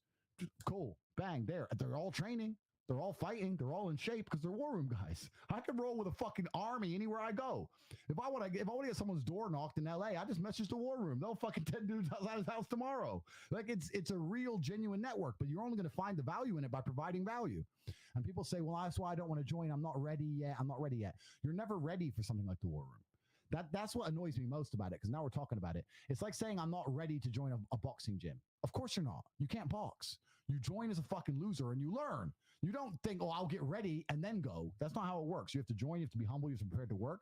And it's the most powerful network on the planet. So we're talking about you. If I wanted to find out something about anybody, the number of people I've done this on, if there's any fucking influencer idiot who thinks they know shit, who's anywhere on the internet, I have his fucking address, his mom's address, his dad's address, where they all fucking live, where they work, where his banking is, all the pictures of him fucking naked, his ex-girlfriends, fucking all of it. Standard protocol. I got all of it. I've got everything because I've got an organization of thousands of men who will do anything for me. You think I can't find out shit? I've got a fucking army. I run the biggest mafia in the world. The War Room's gangster. It's serious. And we're not out to hurt nobody. We're a very professional outfit. But it's absolutely and utterly powerful. And I will tell you, even in my stance in life, even as well-connected as I am in Romania, even with all the money I have, when I do encounter problems in my life, I go to the War Room and it fixes all of them. I've never had a problem they haven't fixed. Let's put it that way. Damn. So the War Room's real. The War Room's very real. Yeah, you need a network of guys that can help you out because you're never going to be efficient at everything. You're always going to, you're no one's perfect. You're always going to need a brotherhood behind you. And men need tribes. They do. The idea of the lone wolf is absolutely and utterly false. Lone wolves die. The idea that you're going to be lone wolf and you're going to do it all by yourself is bullshit. If you don't have a strong network, you're going to fail. And it doesn't matter even whether that's a physical altercation. Listen, you can be Mike Tyson. 10 men, jump him at random. One of them grabs one of his arms. Bro, it's over. It's over. You can't be a lone wolf. You only have so many hours in the day. You can't be checking the crypto prices and checking the stock prices and working your normal job and fucking your bitch. And you can't. You need another guy who's checked all that stock shit and DMs you and goes, you know what? Buy Rumble. That's going to blow. Why? Because Tate just got fucking fired from YouTube and he's moved to Rumble, and Tate's the fucking most famous man in the world. You should buy Rumble. Now it's up 30%. You need other people doing shit on your team. That's why packs of wolves all look in different directions. That's the whole point. I'm absolutely not a lone wolf. I've got Tristan. I've got my closest friends. I got the War Room. I got thousands of people on my team. How can I not fucking succeed? How can I not make endless money? But the reason I have they're all on my team is because I'm on their team. They ask me for shit. I do it. That's just how it works. But a lot of men out here are lone wolfing. And the worst thing, even worse than that, what they do is they get a chick and they shack up with the chick. Oh, it's me and her against the world. That means it's you against the world. That means it's still you're a lone wolf with baggage. Now you're a slow lone wolf. Now you're really fucked because your girl can give you emotional support, and that's important and that's amazing. But when shit hits the fan, she ain't gonna be able to do nothing. When they're fucking trying to bust the door in, she ain't gonna do nothing. When the mafia's trying to kill you, she ain't gonna do nothing. She ain't gonna get you what you need. She ain't gonna keep you fucking alive. She's gonna be hiding behind you. She's a liability. She's something you have to protect and provide for. She's gonna make it more difficult for you to stay alive. She's not gonna make staying alive easier. I'm telling you right now, if people were out to kill me, if people were to come here and trying to do something crazy, I have a complete security detail, blah, blah, blah. I would message the War Room before I'd call any police. That's absolutely and utterly the strength of a genuine network of men.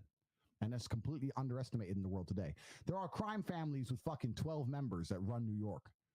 12 dudes. Imagine what fucking 3,000 or 4,000 dudes can do. Brother, you don't know. We have billions of dollars inside the War Room. Like, it's a real thing. It's absolutely and utterly underestimated. And if anyone who's out here who thinks they're going to be a lone wolf or survive as a lone wolf is incorrect. You need to find friends. You need to find friends you can count on and you can rely on. And that's the reason the War Room's so competitive. You have to get in and you have to prove yourself. I ain't letting no fucking idiot stay in my organization. Why would I?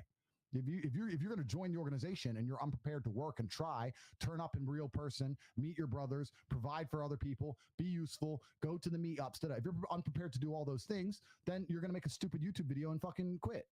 Good. See ya, jackass. You think we need your little bit of fucking money from your e-com trash? You're a fucking snake. I don't want you anywhere near me or my team. So thank fuck. I'm glad he's gone. That's the whole point of it. I didn't realize that Justin met you through the War Room. Absolutely. I think that's a very good testament to how it actually works. Absolutely. It's not a scam. That's proof. Oh, absolutely. I mean, we do a fucking three events a month all over the world. We just completed the test. I don't know if you guys saw what the test was. Did you ever see the videos from the test? It's a physical test. Bro, let me see if we can play the test videos again. And also, let me make this very clear because some of you guys are here in the chat, whatever. The War Room is not a fucking criminal organization, guys. Yeah, okay? You guys are like, oh, Myron Fed, blah, blah, blah, blah. They're not a criminal organization. If they were, trust me, they would have been busted a very long time ago. Trust me. I'm sure we have a lot of three-letter agencies inside fucking looking. We're doing nothing but improving ourselves, getting richer, getting stronger, doing our very, very best. Yeah, it's self-improvement, guys. Like, come on, man. Like, they would have been busted years ago if that's the case. Think about it. Everybody, oh, gee, oh, yeah, well, the Matrix has been trying to cancel them forever. You don't think they would have been busting them by now? Come on. 100%. Right, so the videos from the test, I think, have eluded me, which is a little bit upsetting. But let me see if I can find them in another folder. If not, I'll tell everyone what it was. So, yeah, the test is something that just concluded.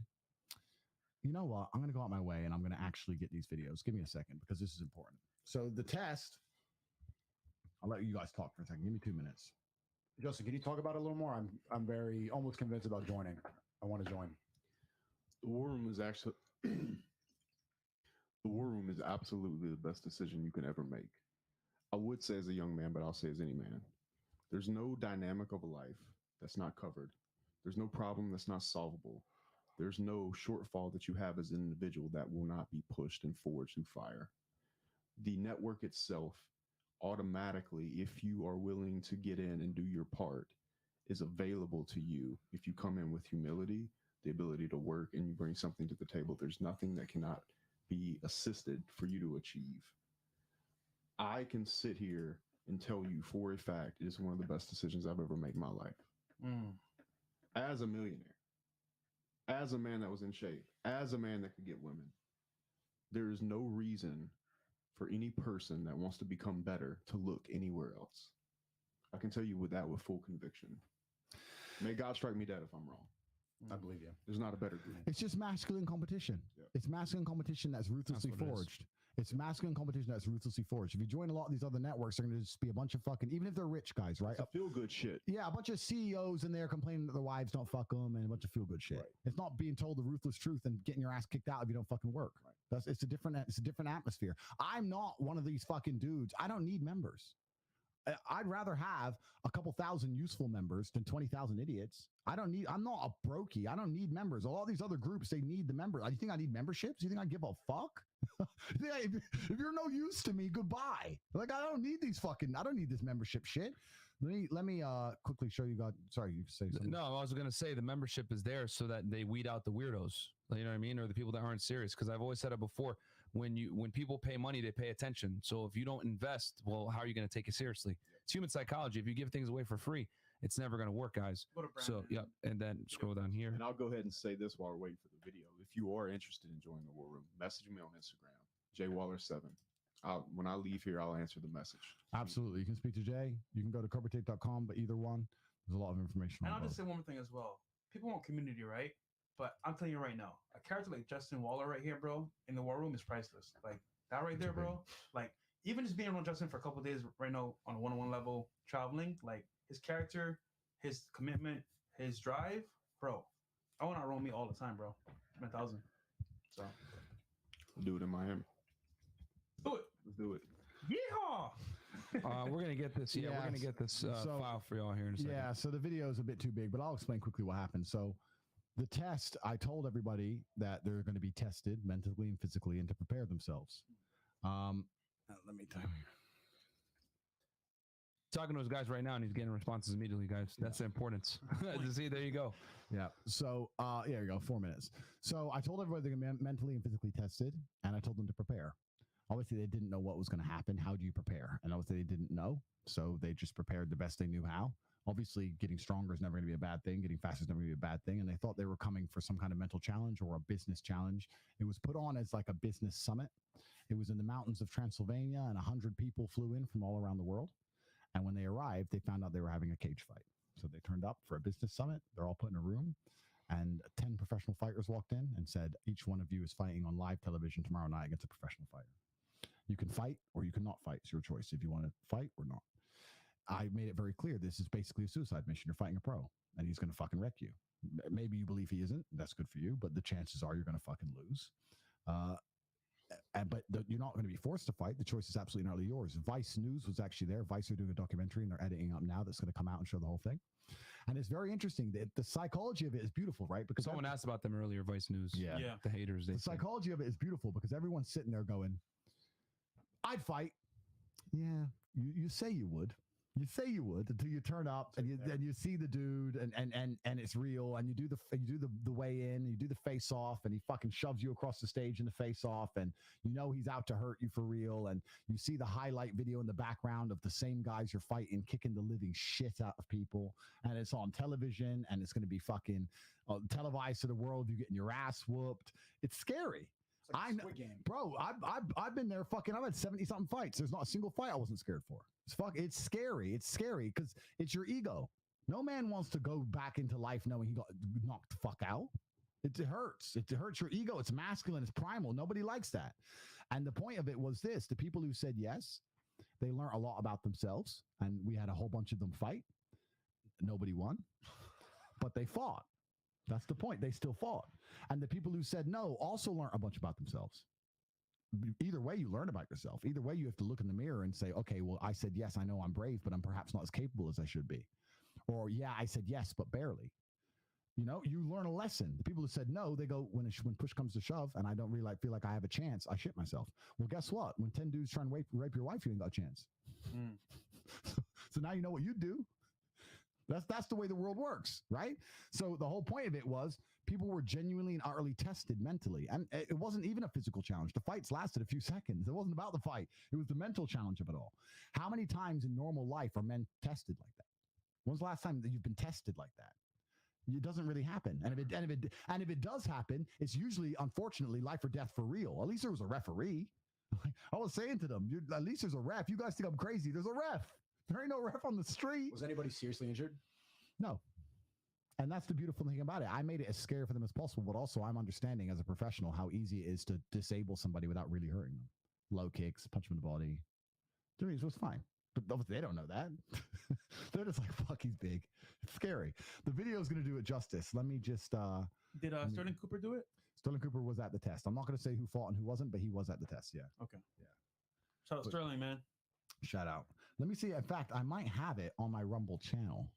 Let me see if it's on my Rumble channel. Because if it's on my Rumble channel, I think it's on my Rumble channel. Sneako, could you take the test? The test. It's here on my Rumble channel. Is there any way I can play this? You would do it? I'm taking the test. On here. Yeah. I got you right now. Here, let me get With it. sound? I'm taking the Yeah. I got you. Yo, I got Mr. you. man. Producer. I actually have to. yo, Andrew. Yeah. Sneako wants to do it.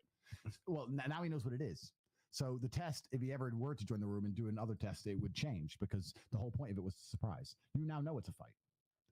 It's not how it's supposed to be. You're supposed to turn up for a business conference. Oh shit, now I'm fighting. That's the whole point. It's the psychological aspect because the truth about violence is you never know it's coming. Otherwise you wouldn't be there. That's how fights happen. Fights happen. Oh, fuck's sake. Here we go. I just wanted to go to fucking get a burger. It's the unfortunate reality of violence. That's how it goes. If you knew it was going to go off, you probably wouldn't have turned up. Myron, open it and then share the screen. Yeah. Well, here's it. Where'd it go? Is it? No, This wasn't it. open. Where'd you? download? No, because he Might had be another another tab. tab. Yeah. This one here. Yeah. How do I? Open the download and just share the screen. Well, no, I know it's not download, dude. That's the thing. It's not download. Give me 1 second, guys. I gotta. Yeah, there we go. I gotta turn it into a tab. Is the thing. Okay. And everybody says they would fight, but I'm telling you, it's a lot scarier than it even sounds. Yeah. Oh no, man. Of course. You like, especially when you're not prepared for it. Yeah, fuck that. man. It's gonna be. Bro, I'd be scared too, and I'm a professional. I'd be like, oh fuck's sake, it's got All right, some cool. Here we training. go. So this is it right here. It's here on my Rumble channel. Yeah. Okay, so I'm gonna go ahead and got it. Will it play the sound? yeah. It's gonna play everything. I got y'all, baby. Yeah, nice. Yeah. Aaron Gaines. In fact, because you're so good at this is the third of a 3-part series. Can we play all 3 videos? Yeah. All right, go back. Let me go back. Let me play all 3. To start from the beginning to give the whole context of the test. This was the test from start to finish. After morning exercises, Master Poe Hold on 1 addressed second. the Let me adepts regarding a mission to hold eradicate on, the pause this real fast. We need to go ahead. Looks like that guy knew. Give me 1 second, guys. I'm gonna go ahead and adjust this real quick. I gotta switch Tate's sound settings real fast to play this for y'all. But sorry, you were gonna say something. Yeah, so this is part of it. We produced a 3-part series on the test. So like I said, there's the arrival when people first found out what was happening. There was the weigh-ins and the face-off, etc. And then there's the actual fight itself. And it's probably one of the most beautiful things that humanity has ever created ever. The test was absolutely epic from head to toe. It was beautiful. Everything about it was beautiful. The brotherhood these men created and forged amongst each other when they went to war together. It's like they're inseparable now. They're inseparable. It's like going to fucking Fallujah together. It was genuine war. They went to war together. There were tears of happiness like you wouldn't believe. All right, so I'm gonna go ahead and From the play it beginning. from the rip. Yep. And we should be good here, guys. Here in a second. And thank you for being patient here. All right, let's play it and let's hopefully it comes up on the And screen. so it happened it's playing. on this Can you day, hear it? Yep, they can hear it. I'm monitoring it right now. 100 years ago. Can we hear it if we press this? No, we don't want. You want them to hear it. After morning exercises, Master Poe addressed the adepts regarding a mission to eradicate the Hyarushi clan. Poe warned us that the mission was so dangerous as to be deemed impossible, with no hope of return. Poe's words were golden. If he deemed this a suicide mission, I believed him. Welcome you all to the test. In 3 days from now, there is a cage fighting event, and every single one of you has been paired as a professional fighter. This is the beginning of the path. Decide if you're going to do it or not, and you can write yes or no. Part 1 or part 2? Next video. All right. Part 2. This should be a TV show, bro. Jesus. Bro, it was sick. On Tate Network. Bro, it was sick. How many That's- people folded? Can't say. Yeah, I mean, where is it here? Well, that's the test. Yeah, just hit back and then. A lot of them fought. More than I thought would fight. I didn't think that many of them would fight. I thought no way that many of them were going to fight.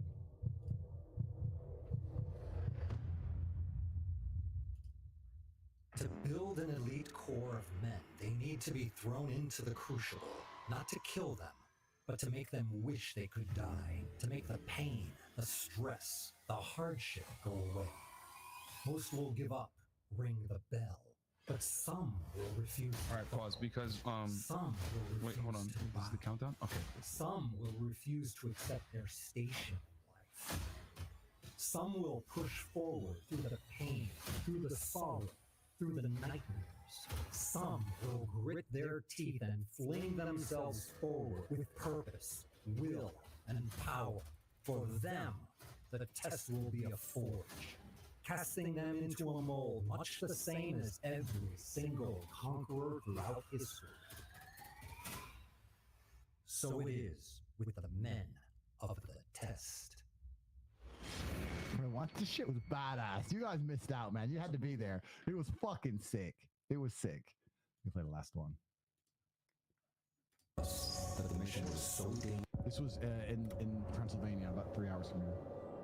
Cancel time. Poe warned us that the mission was so dangerous as to be deemed impossible, with no hope of return. Poe's words were golden. If he deemed this a suicide mission, I believed him.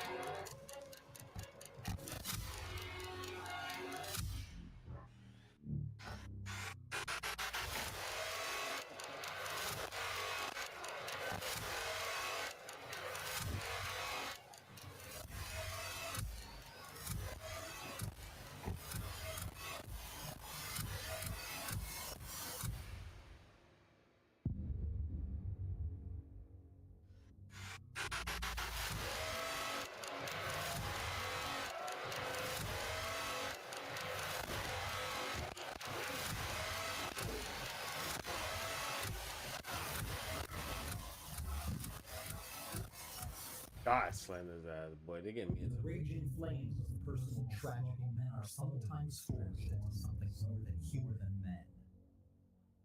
So it is with the men of the test.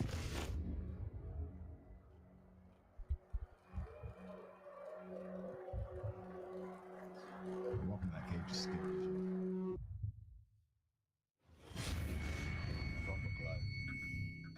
Yeah, let's go back to normal. You can hit stop sharing right here. Go on bread.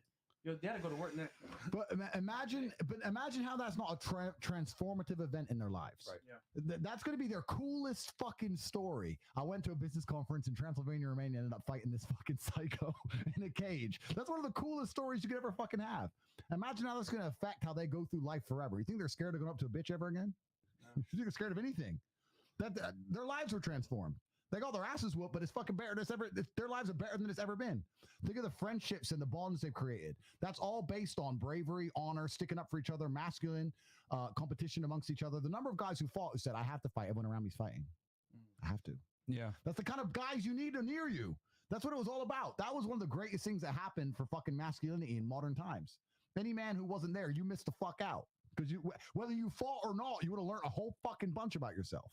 And that's what it was about. I'm so fucking proud of them guys. Man, I was nervous for them. Watching them walk to the cage, I was like, fuck's sake, bro. Because I've done it so many times. And I was just like, oh, they know they're going. It's like walking to the slaughter. But they were just like, fuck it. Fuck it. Let's do it. They're fucking gangster as fuck. I'm so proud of all of them. That's fire. The war room's the real deal. And this is just the beginning. We've done so much shit. We've got so much stuff coming. We've got a big event coming up in Philippines, which is going to be even more crazy. Manila? No, we're doing one of the little islands somewhere beautiful for the pain. I'm low key. But yeah, we got some beautiful things coming up for the war room. No, that's what's up, man. Hey, man, like I said before, you got to pay your dues, and the problem is that not enough guys pay their dues. You know what I mean? So, yeah. Shit, we had something here. Let me go back to the.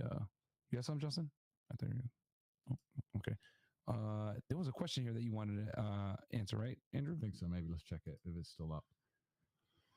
Question. I am the creating of an LLC cause a friend wants me to be her manager, essentially bringing her brand, growing her account. I said, yes, I'm not sure if I'm overthinking. Any advice? Well, that's not even, I don't know what kind of question that is. Yeah, I'm a little confused by that question as well. I understand. Overthinking is not a real thing. I can tell you that. So overthinking is just lack of action. Just shut up and do something. The Mr. Ed, $300 goes, what are your thoughts on all world leaders being blood related, starting from Egyptian pharaohs, and everything that happens is basically a show to make sure peasants are always under control? You know what's actually funny? We talk about the Matrix and we talk about who controls the world, but you know who actually controls the world? The peasants. They get away with what we accept. Mm-hmm. That's all that. No matter what, yeah, they're brainwashing us. I agree with that. Yeah, they're trying to control us by controlling our minds. I agree with that. But if we were to all actually say no, then who controls the world? We do. A bunch of them are brainwashed. And on a micro level, you as an individual, any one of you watching this, if you say no on a micro level and you have a few other good friends who say no, you can resist 98% of the bullshit they're trying to throw at you.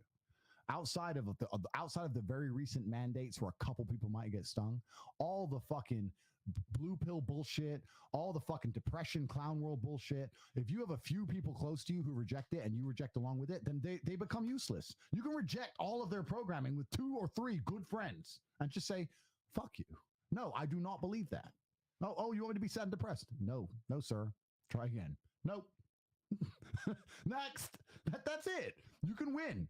But you need to find inspiration. Like these men found inspiration from having people beside them who said, no, fuck you. We're not doing that. We're fighting. That's what it's all about. That's what life's about. You need to have that team of men. If you haven't got that team of men, you ain't got shit. You don't have shit without it. That's all life's ever going to be about. That's what it's about. Who you know and whether you really ride or die together. If you were to ask me now say, Tate, you're going to die. Choose how it happens. I'd choose war with my boys. I can't think of a better way. What am I going to choose? Die in my sleep like a fucking loser? I'd say bye to a woman, love her, give her the kisses, but when it's time to die, be like, all right, strap up. That's the best you can hope for. Is that not the best choice? What else would you choose? Tell me. That's what it's going to be. Get the fucking team. Let's get some whiskey. Let's fucking go. That's the whole point. That's the whole point of life. It's better to die on your feet with, brothers beside you than to live on your knees. Absolutely. Absolutely or not really. Good example is Whitebeard from One Piece. Just saying. Let's see here if we got any other. One more and then. Okay. Vic goes, Andrew, my dad was accused of SA. He didn't do it and he got 5 years. I'm grinding in the gym making money, but I'm still sad. What would you do in my shoes? Yeah, it's an unfortunate situation, but all the unfortunate things that happen to you are absolutely and utterly a benefit. You have to understand, just like Justin said earlier, there's not a single superhero in any superhero movie who did not have some kind of adversity or bad things happen to him that allows him to become a superhero. You have all the building blocks to become a fantastic individual because of all the adversity and bad things that have happened to you. Without trauma, you would never be anything worth anything. So you have to thank the Lord and thank the universe for providing you with the trauma for you to overcome. They gave you obstacles and you're going to climb over them and it's going to make you stronger than you've ever been before. Without the obstacles, you wouldn't be shit. So be thankful and fucking win. Stop complaining. Yeah, don't run from trauma as a man. I've always said it. Trauma turns boys into men. Trauma turns women into hoes. So, you learn and grow from trauma. Women typically get destroyed by trauma. So embrace it and be happy with it. It's an opportunity for you to become better and stronger. Okay. Last question. So I'm going to answer this idiot's question. Oh, fucking retard. Bro, these people. Yeah, I pulled it up just for you. Yeah, thanks, bro. I'd love to join the war room, but the video shows me this makes me think this is just for entertainment. I don't want to be on TV. Bro, you think that was entertainment? I don't want to be on TV. Are you for real in this? My friend, you're not permitted. Don't waste your money because you're the kind of person to get kicked out. Because you're a fucking idiot. Clearly, if you just watched that and didn't appreciate or understand any of the mental lessons these people learned about facing their fears, overcoming adversity, the brotherhood they forged in battle, the things they're going to learn, how it's going to extrapolate out to their lives afterwards. If you watch that video and you're thinking about entertainment and reality TV, you are a dullard. And I don't want you in my organization. So don't worry about it. This JJ Peterson guy goes, and here's the thing. We're going to answer this tomorrow, guys, when we go live. We're actually going to do an interview with Tate one-on-one on our channel, Fresh Fit. But he goes, you've said that you don't believe in depression. Do you believe that it literally does not exist? Or do you acknowledge that it exists? Just not believing in it is the best mindset to have. And we're definitely going to go over topics like this as well and clarify a lot of the things that the Matrix is misconstrued about what Andrew said. but I don't know if you want to answer it now or do you want to take it tomorrow? Yeah, I've answered it a few times, but let's answer it tomorrow. Let's answer it Okay, guys, definitely tune in. We'll do it tomorrow. I'll let y'all know probably somewhere between 4 to 7 p.m. We'll do it depending on timing and everything. Everybody's really busy here in We're Romania about to right play now. F.E.A.R, man. But yeah, it's gonna be a great one-on-one interview, guys. We're gonna F.E.A.R talk about a lot of guts. things, and a lot of things have changed since you've last been in Miami. So it's gonna be awesome. We're really happy to do the interview with you. Absolutely, man. Let's do it. Sign offs. Yes, last thoughts.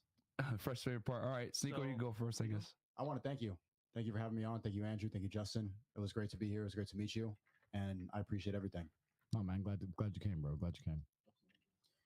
Guys, this was a W stream, man. Got some very good perspectives here. Facts. If you want to see the vlog channel of all this happening here while we're at the Tate House, check out Fresh Prince CEO channel, One and Up, and look, Andrew. All right, they can promote. You know, they're already big. You know what I mean. Y'all could go watch that if y'all want to, but y'all with me right now. And we gonna chill. You know what I mean. We're gonna watch these YouTubers get murked. Oh, is it over already? Did F.E.A.R already pop up? Is it GG's? Hey man, it might be GG's. Yeah, that shit was about to quick. Hold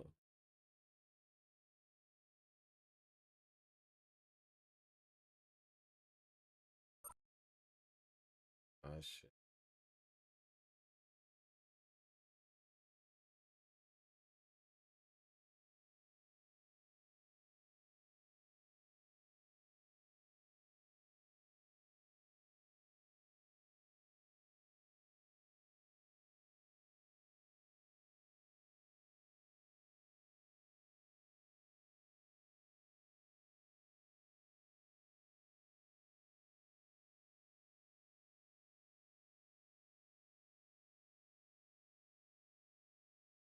Hey guys, welcome back to another video.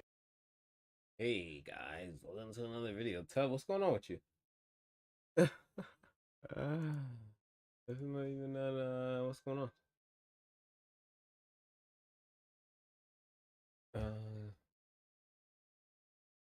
What's going on? What's up, guys? What's up, guys? What's up, big sexies? We just here, man, watching some not taking any more L's. I mean, all these L's add up to W's actually, so we taking a lot of L's and turning them into dubs. You feel me?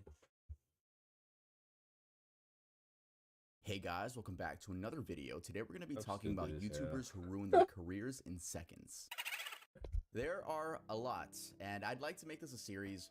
Probably going to see a part Don't 2 be one coming of in the them. Why'd you future, put but yourself there there are like a lot that? of OG YouTubers that I forgot existed, and I just remember, wow, they did something horrible. But I know I'm like Mr. Long Intro. I'm sorry about that. I'll make this one short. If there is anything I want to say, it's that new music video coming out October 3rd. Yes, you guys finally don't have to listen to Cherry Soda on repeat anymore. I got you guys with a new music video, Spotify, Apple Music, all of that. Yeah, October 3rd. I'm happy you're doing your thing premiere. now. It'll be on this channel. It's gonna be so fun with the live chat and everything. I'm thinking November the EP will be out, and that EP will have music videos to every single song, and that'll be like a 30-minute video here on the main channel. So that's just to hype you guys up. But let's get started with our list.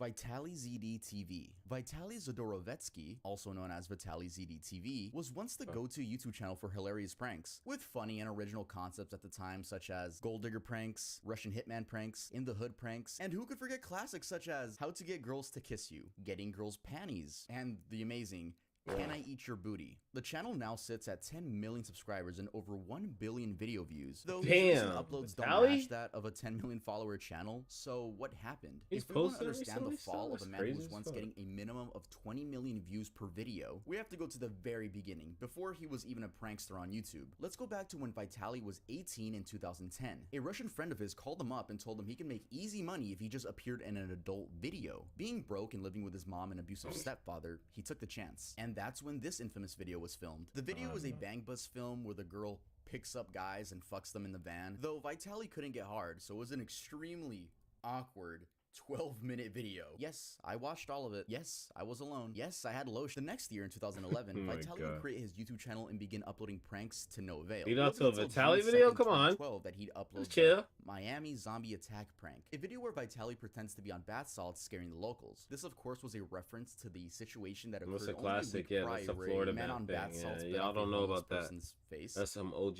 Florida shit, man. That's where the Florida man shit started, man.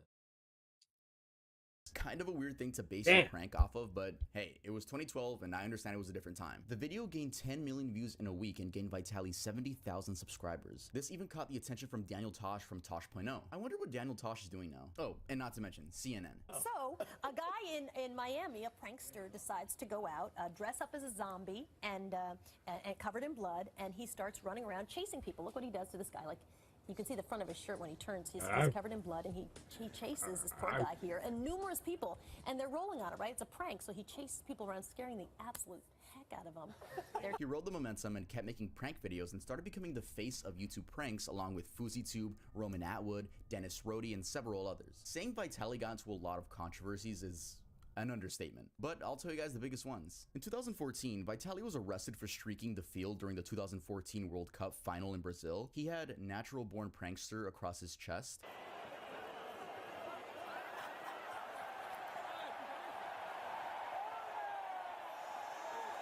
I remember On May LeBron 25th, 2016, he was arrested for trespassing after climbing the Hollywood sign. Back to our breaking news event. Believed Ain't to on be the a YouTube YouTube grind. prankster has climbed the Hollywood sign. Tim Lynn monitoring the situation overhead in Sky 5. I liked Vitaly Tim. back then. I can't even lie. Like you said earlier on, it says, He used to "I'm do back." stupid I don't shit. know where he was before, but apparently he is back. The next month, on June 10th, he was again arrested for streaking during Game 4 of the NBA Finals between the Cleveland Cavaliers and the Golden State Warriors. This time with Trump sucks on his chest and LeBron for president on his back. When LeBron was hating on his ass last. There he is. There it is. Oh God! God is that? In 2017, he streaked at the World Series.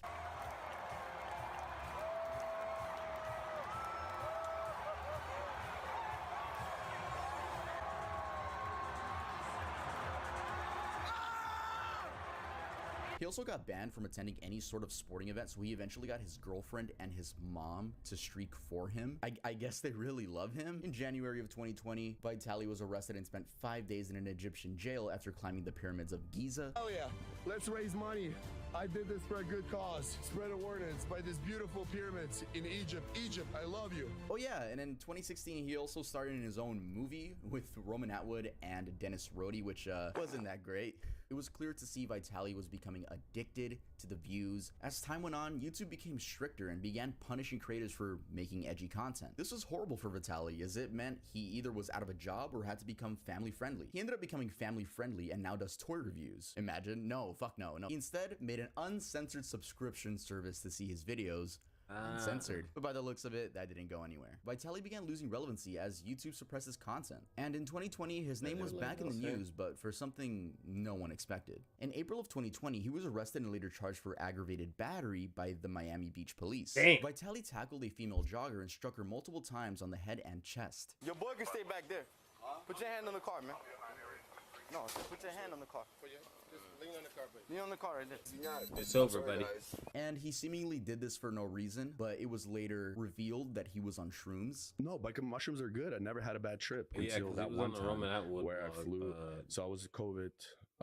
Interview thing. COVID. I didn't mushrooms. finish the whole I was thing, but bored. he did Last give thing me I remember this is, please help, please help. And I tried to hug her, and she pushed me or whatever. And yeah, I hit her, and I realized what I was doing on top of her, and I was like, what the fuck? And I didn't even run back to the house. The article says I tried to hit in my house. I didn't know what was happening. He was released from custody after a $7,500 bond. Vitaly reunited with his attorney, Roger P. Foley, and released a video on how Roger was able to get him to avoid 15 years in prison. After filing in on the case, the charges were immediately reduced to felony battery, a third-degree felony, and after a few months, the case was reduced to a misdemeanor and eventually dismissed. I feel like if the charges got dropped because you have a really good lawyer, I don't know why you would make a video on it. It kind of seems like a big fuck you to the woman that got attacked. Like, hey, I avoided 15 years in jail because I got a good lawyer. It's kind of a weird video to make. Fast forward to 2022, and Vitaly seems what to a be dick. trying to make a comeback But to at least YouTube what is with he trying to classics do? such as "Can I Eat You Out?", "How Tight Are You?" and "Epic Lord. Farting on Girls" prank. Someone needs to tell Vitaly we're not in 2015 anymore. He even does the "What's up, guys?" intro unironically. What's up, Pretty guys? sad. It's your boy, Big. Welcome to another video. The prank format on YouTube isn't It's your what boy, it used to Darkside be. Gamer Great here. Examples of new prank channels are Balin Levine, Loaf,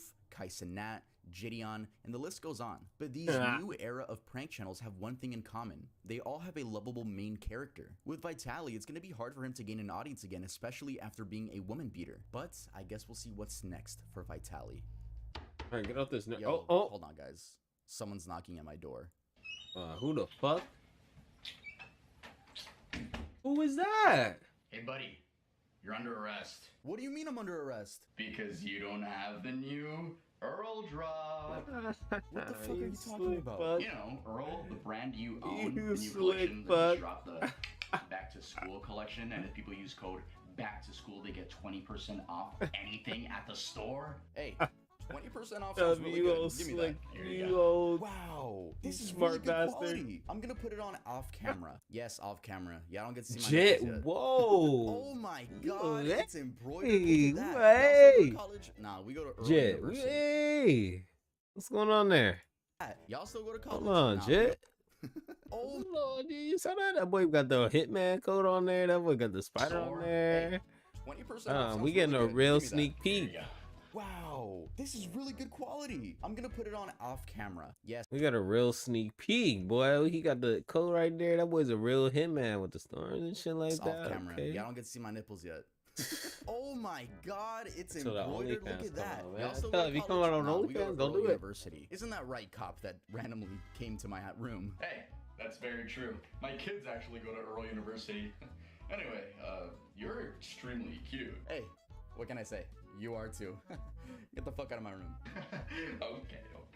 Guys, make sure to use code back to school to get this amazing Earl hoodie, which I will be wearing. Scum. The story of Brian Lee is a really upsetting one, as I was a big fan of his in 2016. Back in 2016, it was definitely a different era. He had YouTubers such as Leafy, Pyrocynical, Grade A Under A, Drama Alert, Yeah, H3, no one likes H3, Pyrocynical, right? iDubbbz, So Filthy Pyro Frank, and I yes, guess some of I those see what YouTubers still happened. upload We'll to see this after. day, such as Pyrocynical. Shout out Pyrocynical. If you know me, that's crazy because I look up to you. But we're talking about Ricegum in specific. I made a video dissecting Ricegum's fall off last year, so if you want a more in-depth version of that, you can watch that after this one. Anyway, Ricegum initially blew up off his These Kids Must Be Stopped series, a series where he makes fun of cringeworthy kids on the Musical.ly app.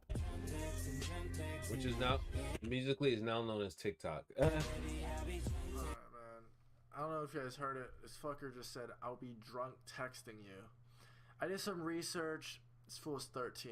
The public Whoa. absolutely loved these videos, and he quickly skyrocketed to 100,000 subscribers. And only 4 months did he later, do he reached the that? 1 million subscriber mark. He continued roasting other influencers, and the main thing people looked forward to in his videos were the diss tracks. Your fans are little kids under the age of 12. Ooh. Tell me why your ears make you look like an elf.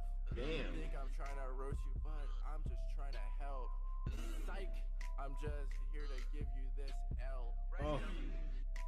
Oh, bars, man. You fucking trash. Now, these diss tracks weren't good, but they were extremely entertaining at the time. As time went on, he only grew and was becoming a mainstream YouTuber. It was great seeing this 19-year-old achieve his dreams. But on January 14th, 2017, he uploaded a video which many fans to this day claim was the beginning of his demise. Finally Moving Out of My Mom's House is a video where Ricegum kinda just tells the audience he's moving. He did move, but 3 months later, he moved again into the Los Angeles Clout House, an influencer house founded by FaZe Banks, which included Alyssa Violet, Summer Rae, Raps, FaZe K, and some other forgettable people. And I don't mean that in a mean way, like some people in there were genuinely forgettable. Now, this is where Ricegum's downfall truly began. Not statistically though. I mean, he peaked in popularity at this house. Bigger videos, better production, more money, more fame, but that all came with a big ego. You see, if there's anything I've learned from doing research of YouTubers' rise and fall, or just celebrities' rise and falls, it's to never get a big ego. That will just make sure your career dies. But I'm going off track now. Then one day, iDubbbz uploaded a content cop on Ricegum, a video where Ian completely rips Ricegum apart from Ian being loves to arrogant, destroy money-fueled careers, YouTuber. boy. I love He is extremely insecure, and he makes it very obvious when he uploads videos like this,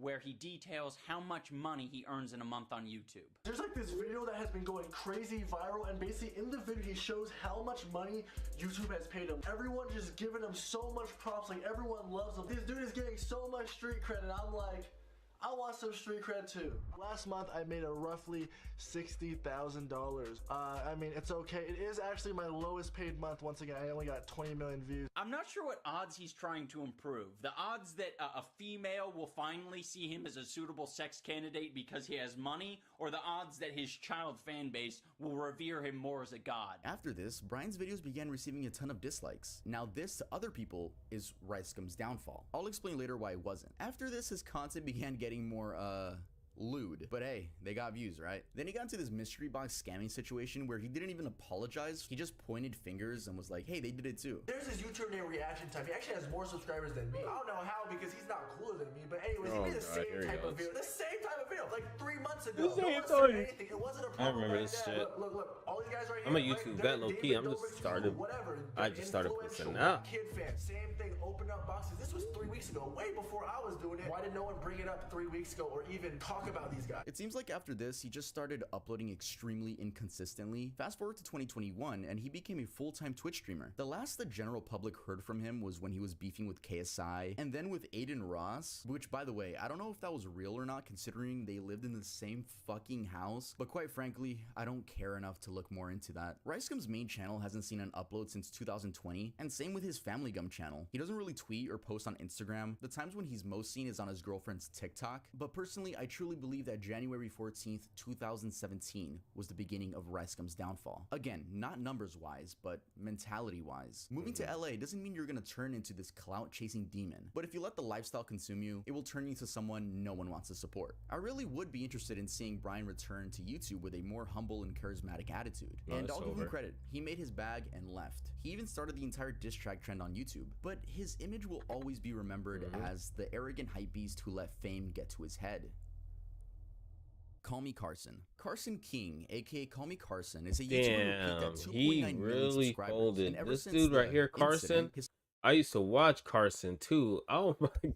Subscriber count has been trickling down. He began his YouTube journey by uploading Minecraft videos to his first 2 channels, which were called Gamercraft 157 and Icebox Carson, before eventually moving to the Call Me Carson channel. His channel started taking off in 2017 with videos focusing on Discord trolling, reviewing internet media, and playing video games with his friends. The momentum continued, and the official name of his friend group became Lunch Club. It consisted of Call Me Carson, It's Joko, Jay Schlatt, Slimesicle, Ted Nevison, Hugbox, Travis, Connor Eats Pants, and C-Scoop. I hope I pronounced all of those right. I am so used to calling Ted Nevison Ted Nevision, but I get corrected a lot. It seemed like nothing could go wrong for this friend group, and especially the leader, Call Me Carson. But on January 4th, 2021, a video was uploaded to Drama Alert, of all places, with the title, Call Me Carson's Serious Allegations, Lunch Club Interview. In this video, Lunch Club members Hugbox and Travis explained that Carson has been having inappropriate conversations with underage fans. This included the exchangement of lewd images as well. This information was told to them by Carson himself. That same day, a Twitter user whose information I'll be blurring out said this on Twitter. I can personally come out and say that I've been groomed by Carson. I have talked to many people and never came out about this since now. At the time, I was still 17 and in high school. Here's a few things he said to me. Alright guys, I hate reading word for word, especially when they're a little bit inappropriate. Yeah, but can you get into it for us? Let's get into this. Yeah. I'm scared and I want to talk to you for the wrong reasons. Elaborate? What if I only want to talk to you for the sexual part of it? I don't want that, but like, I'm worried about it. What if subconsciously I'm only talking to you because it turns me on or something? Is that really what you want? What other options are there? Also, what would you want to happen? I don't know. All I know is every time I jack off now, I have a really hard time not thinking of you. I guess my brain got stimulated and now it wants more, you know? Sorry, I was in school, but yeah, I get that.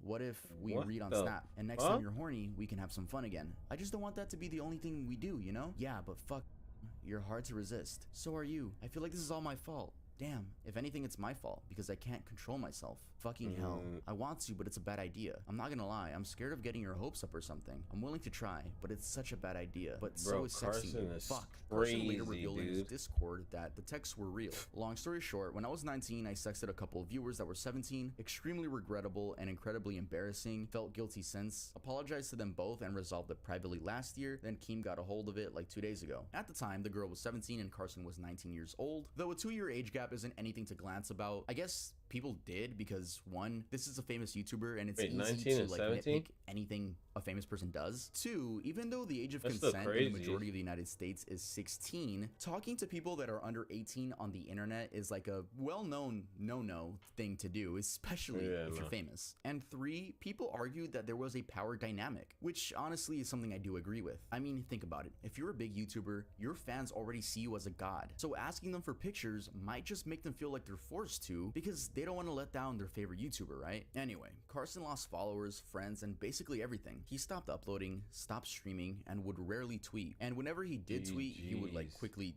delete it. It was like this for 7 months until a video titled Moving Forward was uploaded by him. This specifically was August 25th, 2021. In this video, he doesn't discuss the situation at all. He says he doesn't want to make more drama and instead promotes the fact that he's going to be donating 100% of his earnings to charity. Hey guys, it's been a while. This isn't going to be your average YouTuber apology video, and I'm not going to make it long and drawn out. I've learned a lot this past year. I'm not seeking forgiveness, nor am I looking to make excuses. I'm sure some of you are expecting some long drawn out video explaining my truth of the situation, but I have no intentions of doing that. I'd much rather just tell you what I can do in the future. For the next year, I plan to donate 100% of my profits to charity. And since that day, he's uploaded 7 more videos onto his channel, and his views clearly don't match to those before the situation. So yeah, Carson is back, but with not nearly the same amount of love he once used to have. In fact, he gets hate under every single tweet he makes. Yeah, I mean, there are definitely trolls that just don't like him, but I think this is a perfect time to move on. Alright guys, I want to give a quick update to the whole Call Me Some people Carson like to hold on to the past more than him. I mean... Hey. As you guys know, there's been a bunch of Twitch drama recently, just crazy and shit. I mean, Hugbox at least actually he wanted went, to add on to that. I won't say it hopefully like he that, didn't but I'll do just say nothing he did add on to the drama, though I didn't see anyone talk about this. Just happened to stumble across it while doing my research. So here's Hugbox's Twitter, and Hugbox actually made a twit longer with the title Game Over. This got almost 5,000 likes. Like, I would say it got some attraction. I have no idea how I did not hear about this at all, but What the twit fuck? longer is it's a Isn't lengthy it? read. It's a very lengthy read. But I'll just give you guys the important sentences. I'm going to try to explain the relevant events of the last couple years in the most concise way possible. This was Okay. always written off as drama when I try to talk about it, but I only spoke of it because it really bothered me and I cared. It's not easy to be threatened with legal action when you're just trying to tell people what's going down. That's why my tweets were always so cryptic. I'm not a clout chaser. I haven't even made money over the last several years, only alienated my audience since I started talking about this stuff, and at this point want absolutely nothing to do with the internet. We'll start with the Carson thing. I found out about what he did in March 2020, and for a moment considered tweeting it right then and there. Unfortunately, I did not have any concrete details initially. In fact, the few details I had were lies. The group had a meeting later that day, which our manager, Ryan, told us that he had dealt with this several times before and we can make this go away. And some members of the group insisted that we needed to stick by Carson. At this point, I was checked out completely, but naively was shocked that so many people seemed to value their careers over doing the right thing. Over the next several months, I started asking around as to what others had been told, and found out that every single person was told an entirely different story as to how many girls he was contacting and what their ages were. This pushed me to do something, and I had actually gotten the entire group to agree to recording a video of each of us simply saying what we were told and uploading it directly to the Lunch Club channel. No baseless accusations, no clout chasing, just the truth. At the last moment, many pulled out of the video because, in Schlatt's words, he had too much to lose. Deja vu. It was never supposed to go through Keemstar. I'm gonna skip this paragraph. Again, you guys can just go to Hugbox's Twitter to read the whole thing because it is a lot. Carson had a whole Discord of content creators that aided him in strategizing damage control in the lead up to the drama alert. Because naturally, Ryan had gone behind my back, warned him, and tried to prep him. I know this because not all of them suck and they told me what was up. Then the creators in that Discord fled like rats from a sinking ship when it was clear the situation was not salvageable. I called Carson several times in the days leading up to the drama alert because I did not want the venue to discredit the story, and I wanted him to take responsibility for his actions like a fucking adult. To this day, he hasn't even admitted to what he did, and everyone still thinks it was a 2-year age gap. That is not true. So if we go to the responses on the tweet, we get stuff like this. I like how instead of telling us why it was worse than a 2-year age gap, he simply didn't. Elaborate on that. No, it's a very strange twit longer because, I mean, he's being cryptid like he said, but he says something about legal action, so I don't know that. I'm just the messenger. I want to make that clear. I'm just the messenger. Thank you, Tyler. Thank you for laying the I just felt like I should message update you out. guys since something else came through to the story. It's very odd that Hugbox says that there wasn't a 2-year age gap. It was that was not it. But yet this girl says that she's 17. But I also remembered apparently there were multiple girls. I don't know. It's very weird. What I'm telling you guys is not factual. Again, just the messenger. But yeah, I guess now we're actually gonna talk about another YouTuber, you know, because we're continuing the video. Shout out to Five Nights at Freddy's t-shirt. But yeah, let's head on to the next person on the list. FaZe and FaZe Jarvis. FaZe Clan was created in 2010 and began as a Call of Duty sniping team. Members would achieve impressive clips only using sniper rifles and later create montages which would be uploaded onto YouTube. When FaZe Clan started out, they were all just kids in high school enjoying the most played game at the time. By 2012, the YouTube channel had hit 1 million subscribers and it was the thing to know about FaZe Clan if you played Call of Duty. Everyone and their mom wanted to join FaZe Clan at one point. I wanted to join FaZe. 2014 to 2016 is when I would say FaZe truly peaked. This was when the main members of FaZe all moved into a house in New York and called that the FaZe house. Many fans still say this was the best era to be a fan of FaZe. And FaZe hasn't stopped growing at all. They even have esports teams in every major video game. They also recruit athletes, and not to mention that their main focus is still Call of Duty, with members such as Swag who grind competitive Call of Duty. Also, I can't talk about FaZe without mentioning the best member, FaZe Jev. Yo Jev, if you're watching this, I just want to let you know you're a huge Jev is pretty. inspiration He's to been me, getting and recommended thank you so much to me for a always lot. being I'm here. not gonna Anyway, lie. let's first talk So about far, FaZe so K, good. who joined FaZe in 2013. This was thanks to his sniping skills. He would upload gaming content and occasionally have his younger brother Jarvis join in on videos. What's going on, guys? This is FaZe K, and I'm doing a Q&A today. I asked some of you guys on Twitter to ask questions to ask my brother, who is here next to me. Though K never got nearly as many views as his American peers, I'll give him credit for going outside the box and attempting to capture the more IRL side of gamers. And when he would get views, it was for very out of place content like water bottle flip videos. You'd never expect that to be uploaded by a FaZe member. I mean, they brought in views, so he was doing something right. Around this time is when his younger brother Jarvis began uploading content of his own, but things would change in 2018 around Fortnite's peak. K would begin to make videos revolving around his little brother and Fortnite. The views were immense, and at this point K was living in a new LA FaZe house, or the Clout house. Either way, it was a fucking influencer house. Eventually, thanks to his skills and very, very saturated thumbnails, Jarvis joined the one and only FaZe Clan in 2019. The momentum only continued. And then Jarvis got banned from playing Fortnite due to using hacks in the game, aimbot to be specific. He wasn't playing competitively. He just downloaded some mods and wanted to make a cool video out of it. I'm truly so sorry. Epic, I know I have to take accountability for my actions, and you know I'm gonna do my best to accept any punishment or comes my way, whatever happens. Epic Games decided to make an example out of him and banned him from playing the game. No, this doesn't mean that when he goes to his friend's house and picks up the controller, the FBI just breaks down the fucking door and arrests him. It just meant that if he made any new accounts publicly, they would all just automatically get banned. This also meant Jarvis had to switch content. He basically became a copy and paste of FaZe Rug doing challenges and TikTok life hacks. By the way, these thumbnails are still they're very bright. In 2020, he quote-unquote fooled the internet that he was playing Fortnite again. He went live and had someone else play for him. Then his username got leaked and Epic Games banned him on the spot. But when did FaZe K and FaZe Jarvis's careers go to shit? Kids. The Save the Kids crypto scam. Remember when every YouTuber was hopping onto the Oh my coin, fucking gosh, yes, Well, this bruh. was one of them. This was a coin that claimed it would be used for Save charity the and used the Kids likes full- of K, there's FaZe Rug. Jarvis, I mean, the Tico, rest of them. Ricegum, and Nikon in order to get more clout. This was an entire mess, and I'm gonna dumb it down for you guys, but if you guys want full explanation, make sure to go watch CoffeeZilla's video. It's an amazing detailed video. But yeah, to dumb it down, fans would buy this coin thinking that the value was only gonna go up. You know, they probably thought it was gonna be the next Bitcoin, but instead, the owners of the coin just left with all the money. I believe this is called a pump and dump scam.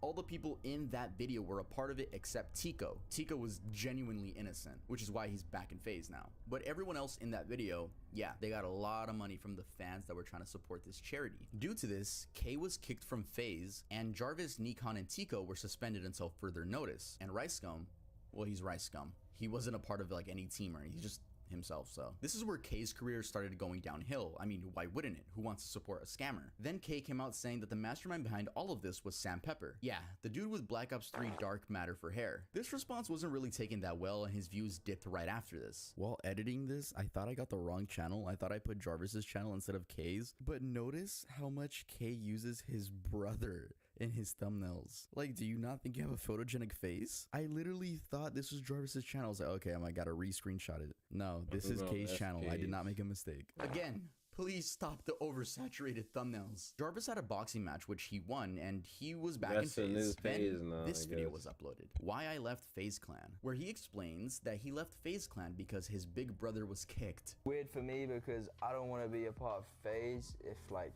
you're not in FaZe as well. Yeah. Because obviously me and you, we started YouTube since the very beginning. Trust. All of this happened because of you and you pushing me to like make videos, start vlogging, you know, start streaming. It really all happened because you pushed me to do it. Aw, so sweet. Except not really, because this is when Jarvis would begin uploading less frequently and get less views. And no, YouTube Shorts don't count because those views are from randoms, not your fans. I forgot to mention that they have another channel called Jarvis and K, where they do upload more frequently, but the views aren't there either. And for some reason, while watching their videos, I feel like they're always finding a way to diss FaZe. 7 months ago, I left FaZe Clan, and after watching these TikToks, I think I made the right decision. It's like I get the vibe of like biting the hand that fed you. I mean, even the fans dislike the videos, and it's very weird. I don't know. It seems like they have a big ego after leaving FaZe. I truly believe Jarvis could have saved his career by just staying in FaZe. It doesn't matter if you were banned from Fortnite. There's new Call of Duties every year to make content on. I get that family comes first, and that's super respectable that he did that. But rejoining FaZe doesn't mean fuck you, bro, to your brother. It just means you're looking out for yourself. It's quite literally your livelihood. Nowadays, they both upload Isn't that shorts and Mr. fuck Beast you inspired too, bro? videos, Is it? but it doesn't seem their audience is there anymore. Jarvis You had a can make video a get over livelihood 1 with million your views brother. recently, but it's because FaZe members are in it. Pretty ironic. I mean, you could have stayed. You could have fucking stayed in the group. But yeah, let's head on to the next one. Kiwis. Kiwis first started gaining popularity in 2014-2015 when he was part of the girl Images while he was 17. And that had started a year and a half before the interview, so now the girl was 14 and he was 19. Either way, it's fucking disgusting. And then he proceeds to shoot himself in the foot. Because okay, so it was just weird. You sent pictures when you were 17 and she was 12. Now, I believe she said that She said she was 14. I believe, and the kick logs will, Bro, kick logs that will doesn't prove it. change Like, if you guys anything, bro. get You're it, still like, old as okay, hell. but she said she was 14 or whatever. But It was a month ago. Yeah, and a month ago on Snapchat, yes. Okay, so Bro, a month you're ago still you sent old her a as picture. hell. Yes. But the problem with that is you're 19 and she's 14 at the time. But the thing, like, I was in a really like depressed state. Like, GG's is she was over. talking to me. Like, she kept on saying how GG's is over. She was saying how she was so attached to me, and I was saying, and she said how she wanted to meet up, and I said that's really weird. I don't want to meet up. Like, that's something you can't bank on. Like, that's just really weird. I don't want to do that. And she's claimed that she wants to meet up with other people. There's another person in red that she talks to that she wanted to meet up with. Specifically, and we can talk more about that in private. But oddly enough, this wasn't the end of his career. He continued uploading and even uploaded a response video where he flat out victim blames the girl. I shouldn't have trusted this girl. I shouldn't have. I don't know why I did what I did. She convinced me that I could trust her, and it was a mistake. And that's something I will never make ever again. This girl lied about her age and convinced me to send her pictures of myself. Like, she sent pictures to me too, but his audience seemed to have liked it and supported it. By this What time, the everyone knew about the hell? situation, and due to living in the red house, the address was public. I don't know if they publicized it themselves. I'm sure they wouldn't dox themselves so fans could come over and say hi, but their address was known. Anyway, Kiwis got confronted at his own house by a random person, but it was done horribly. The person called him a... Like, the dude filming could have at least said some factual stuff instead of just saying that he's a... Red Formula. Yeah, The leader of what's up, the guys? Red Reserve. How's it going? What's good, man? How you doing, man? What's good? You a fan? Yeah, I'm a fan of the Red Reserve. Is Kiwis around? Yeah, he is. Do you think I could talk to him? Yeah, sure. You wanna come on in for a bit? Yeah, sure. Red Kiwis. Oh, hey, what's DJ Tittynack. Yeah, in what's real up? life, the man with the big shorts. Yeah, what's up, dude? I wanted to ask you a question. Okay. Why did you that girl? Oh, you think you're funny? Yes. That is not funny at all, dude. Alright, you gotta leave, dude. You want to leave, bud? You gotta get out of the house. Why did you do it? You gotta get out of the house. Why did I? Do you even know the story? Come on, I know the whole story. Get out of the fucking Why house. did you do it? Why did you do it? You sent your dick online Get to out. a girl Hey, that was that was 14 years old. That was 14 years old. Do you realize about that? Do you not understand that she completely lied about her age? Get out of the house. It's proven. Get out of the fucking house. That's why I'm here. The reason why Kiwi's story is so odd is because he never stopped uploading. He even peaked in 2018, 2 years after that situation. This was of course with the help of overly saturated Fortnite thumbnails. Yay! Fast forward to 2021, and skipping over his new team, which failed, Drummer uploaded a documentary about him, and he got dislikes for a little bit, but kept uploading. His views nowadays are nowhere near his peak, and it's just sad, really. Seeing when YouTubers ruin their careers, but don't have anywhere else to go because they make their money on the internet. I mean, they could go work at their local Food for Less, but I think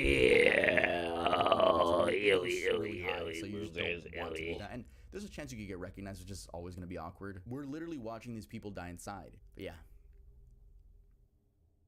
Alright guys, thanks so much for watching the video. I just want to say I don't condone the harassment of any of these people. I don't want my subscribers to be those subscribers that go to these pages and leave hate comments. Don't do that. Let's just watch from the sidelines, chill out. You, but looking at man, I love you. Thanks. If y'all enjoyed the video, you know what I mean.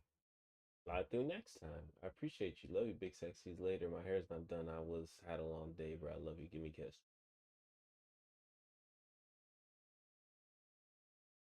And yeah.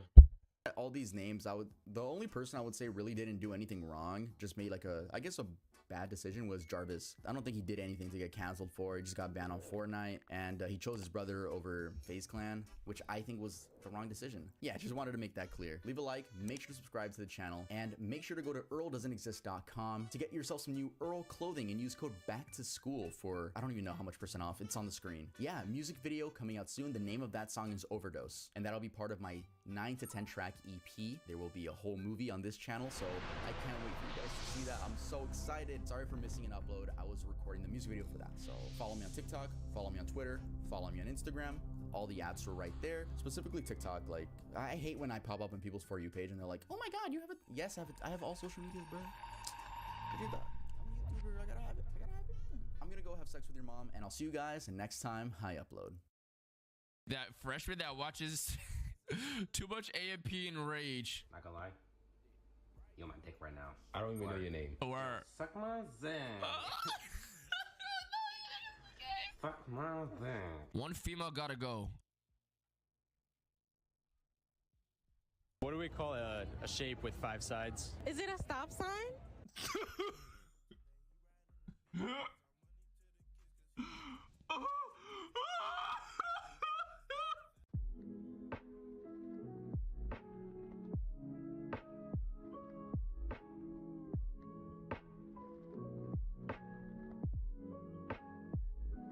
We going through the Reddit a little bit, or we hopping straight on 2K? We want a little bit of Reddit? Is that what y'all want? What's best is these type of thumbnails? I feel you. That's when I was like, you know, that's when I had more time on my hands.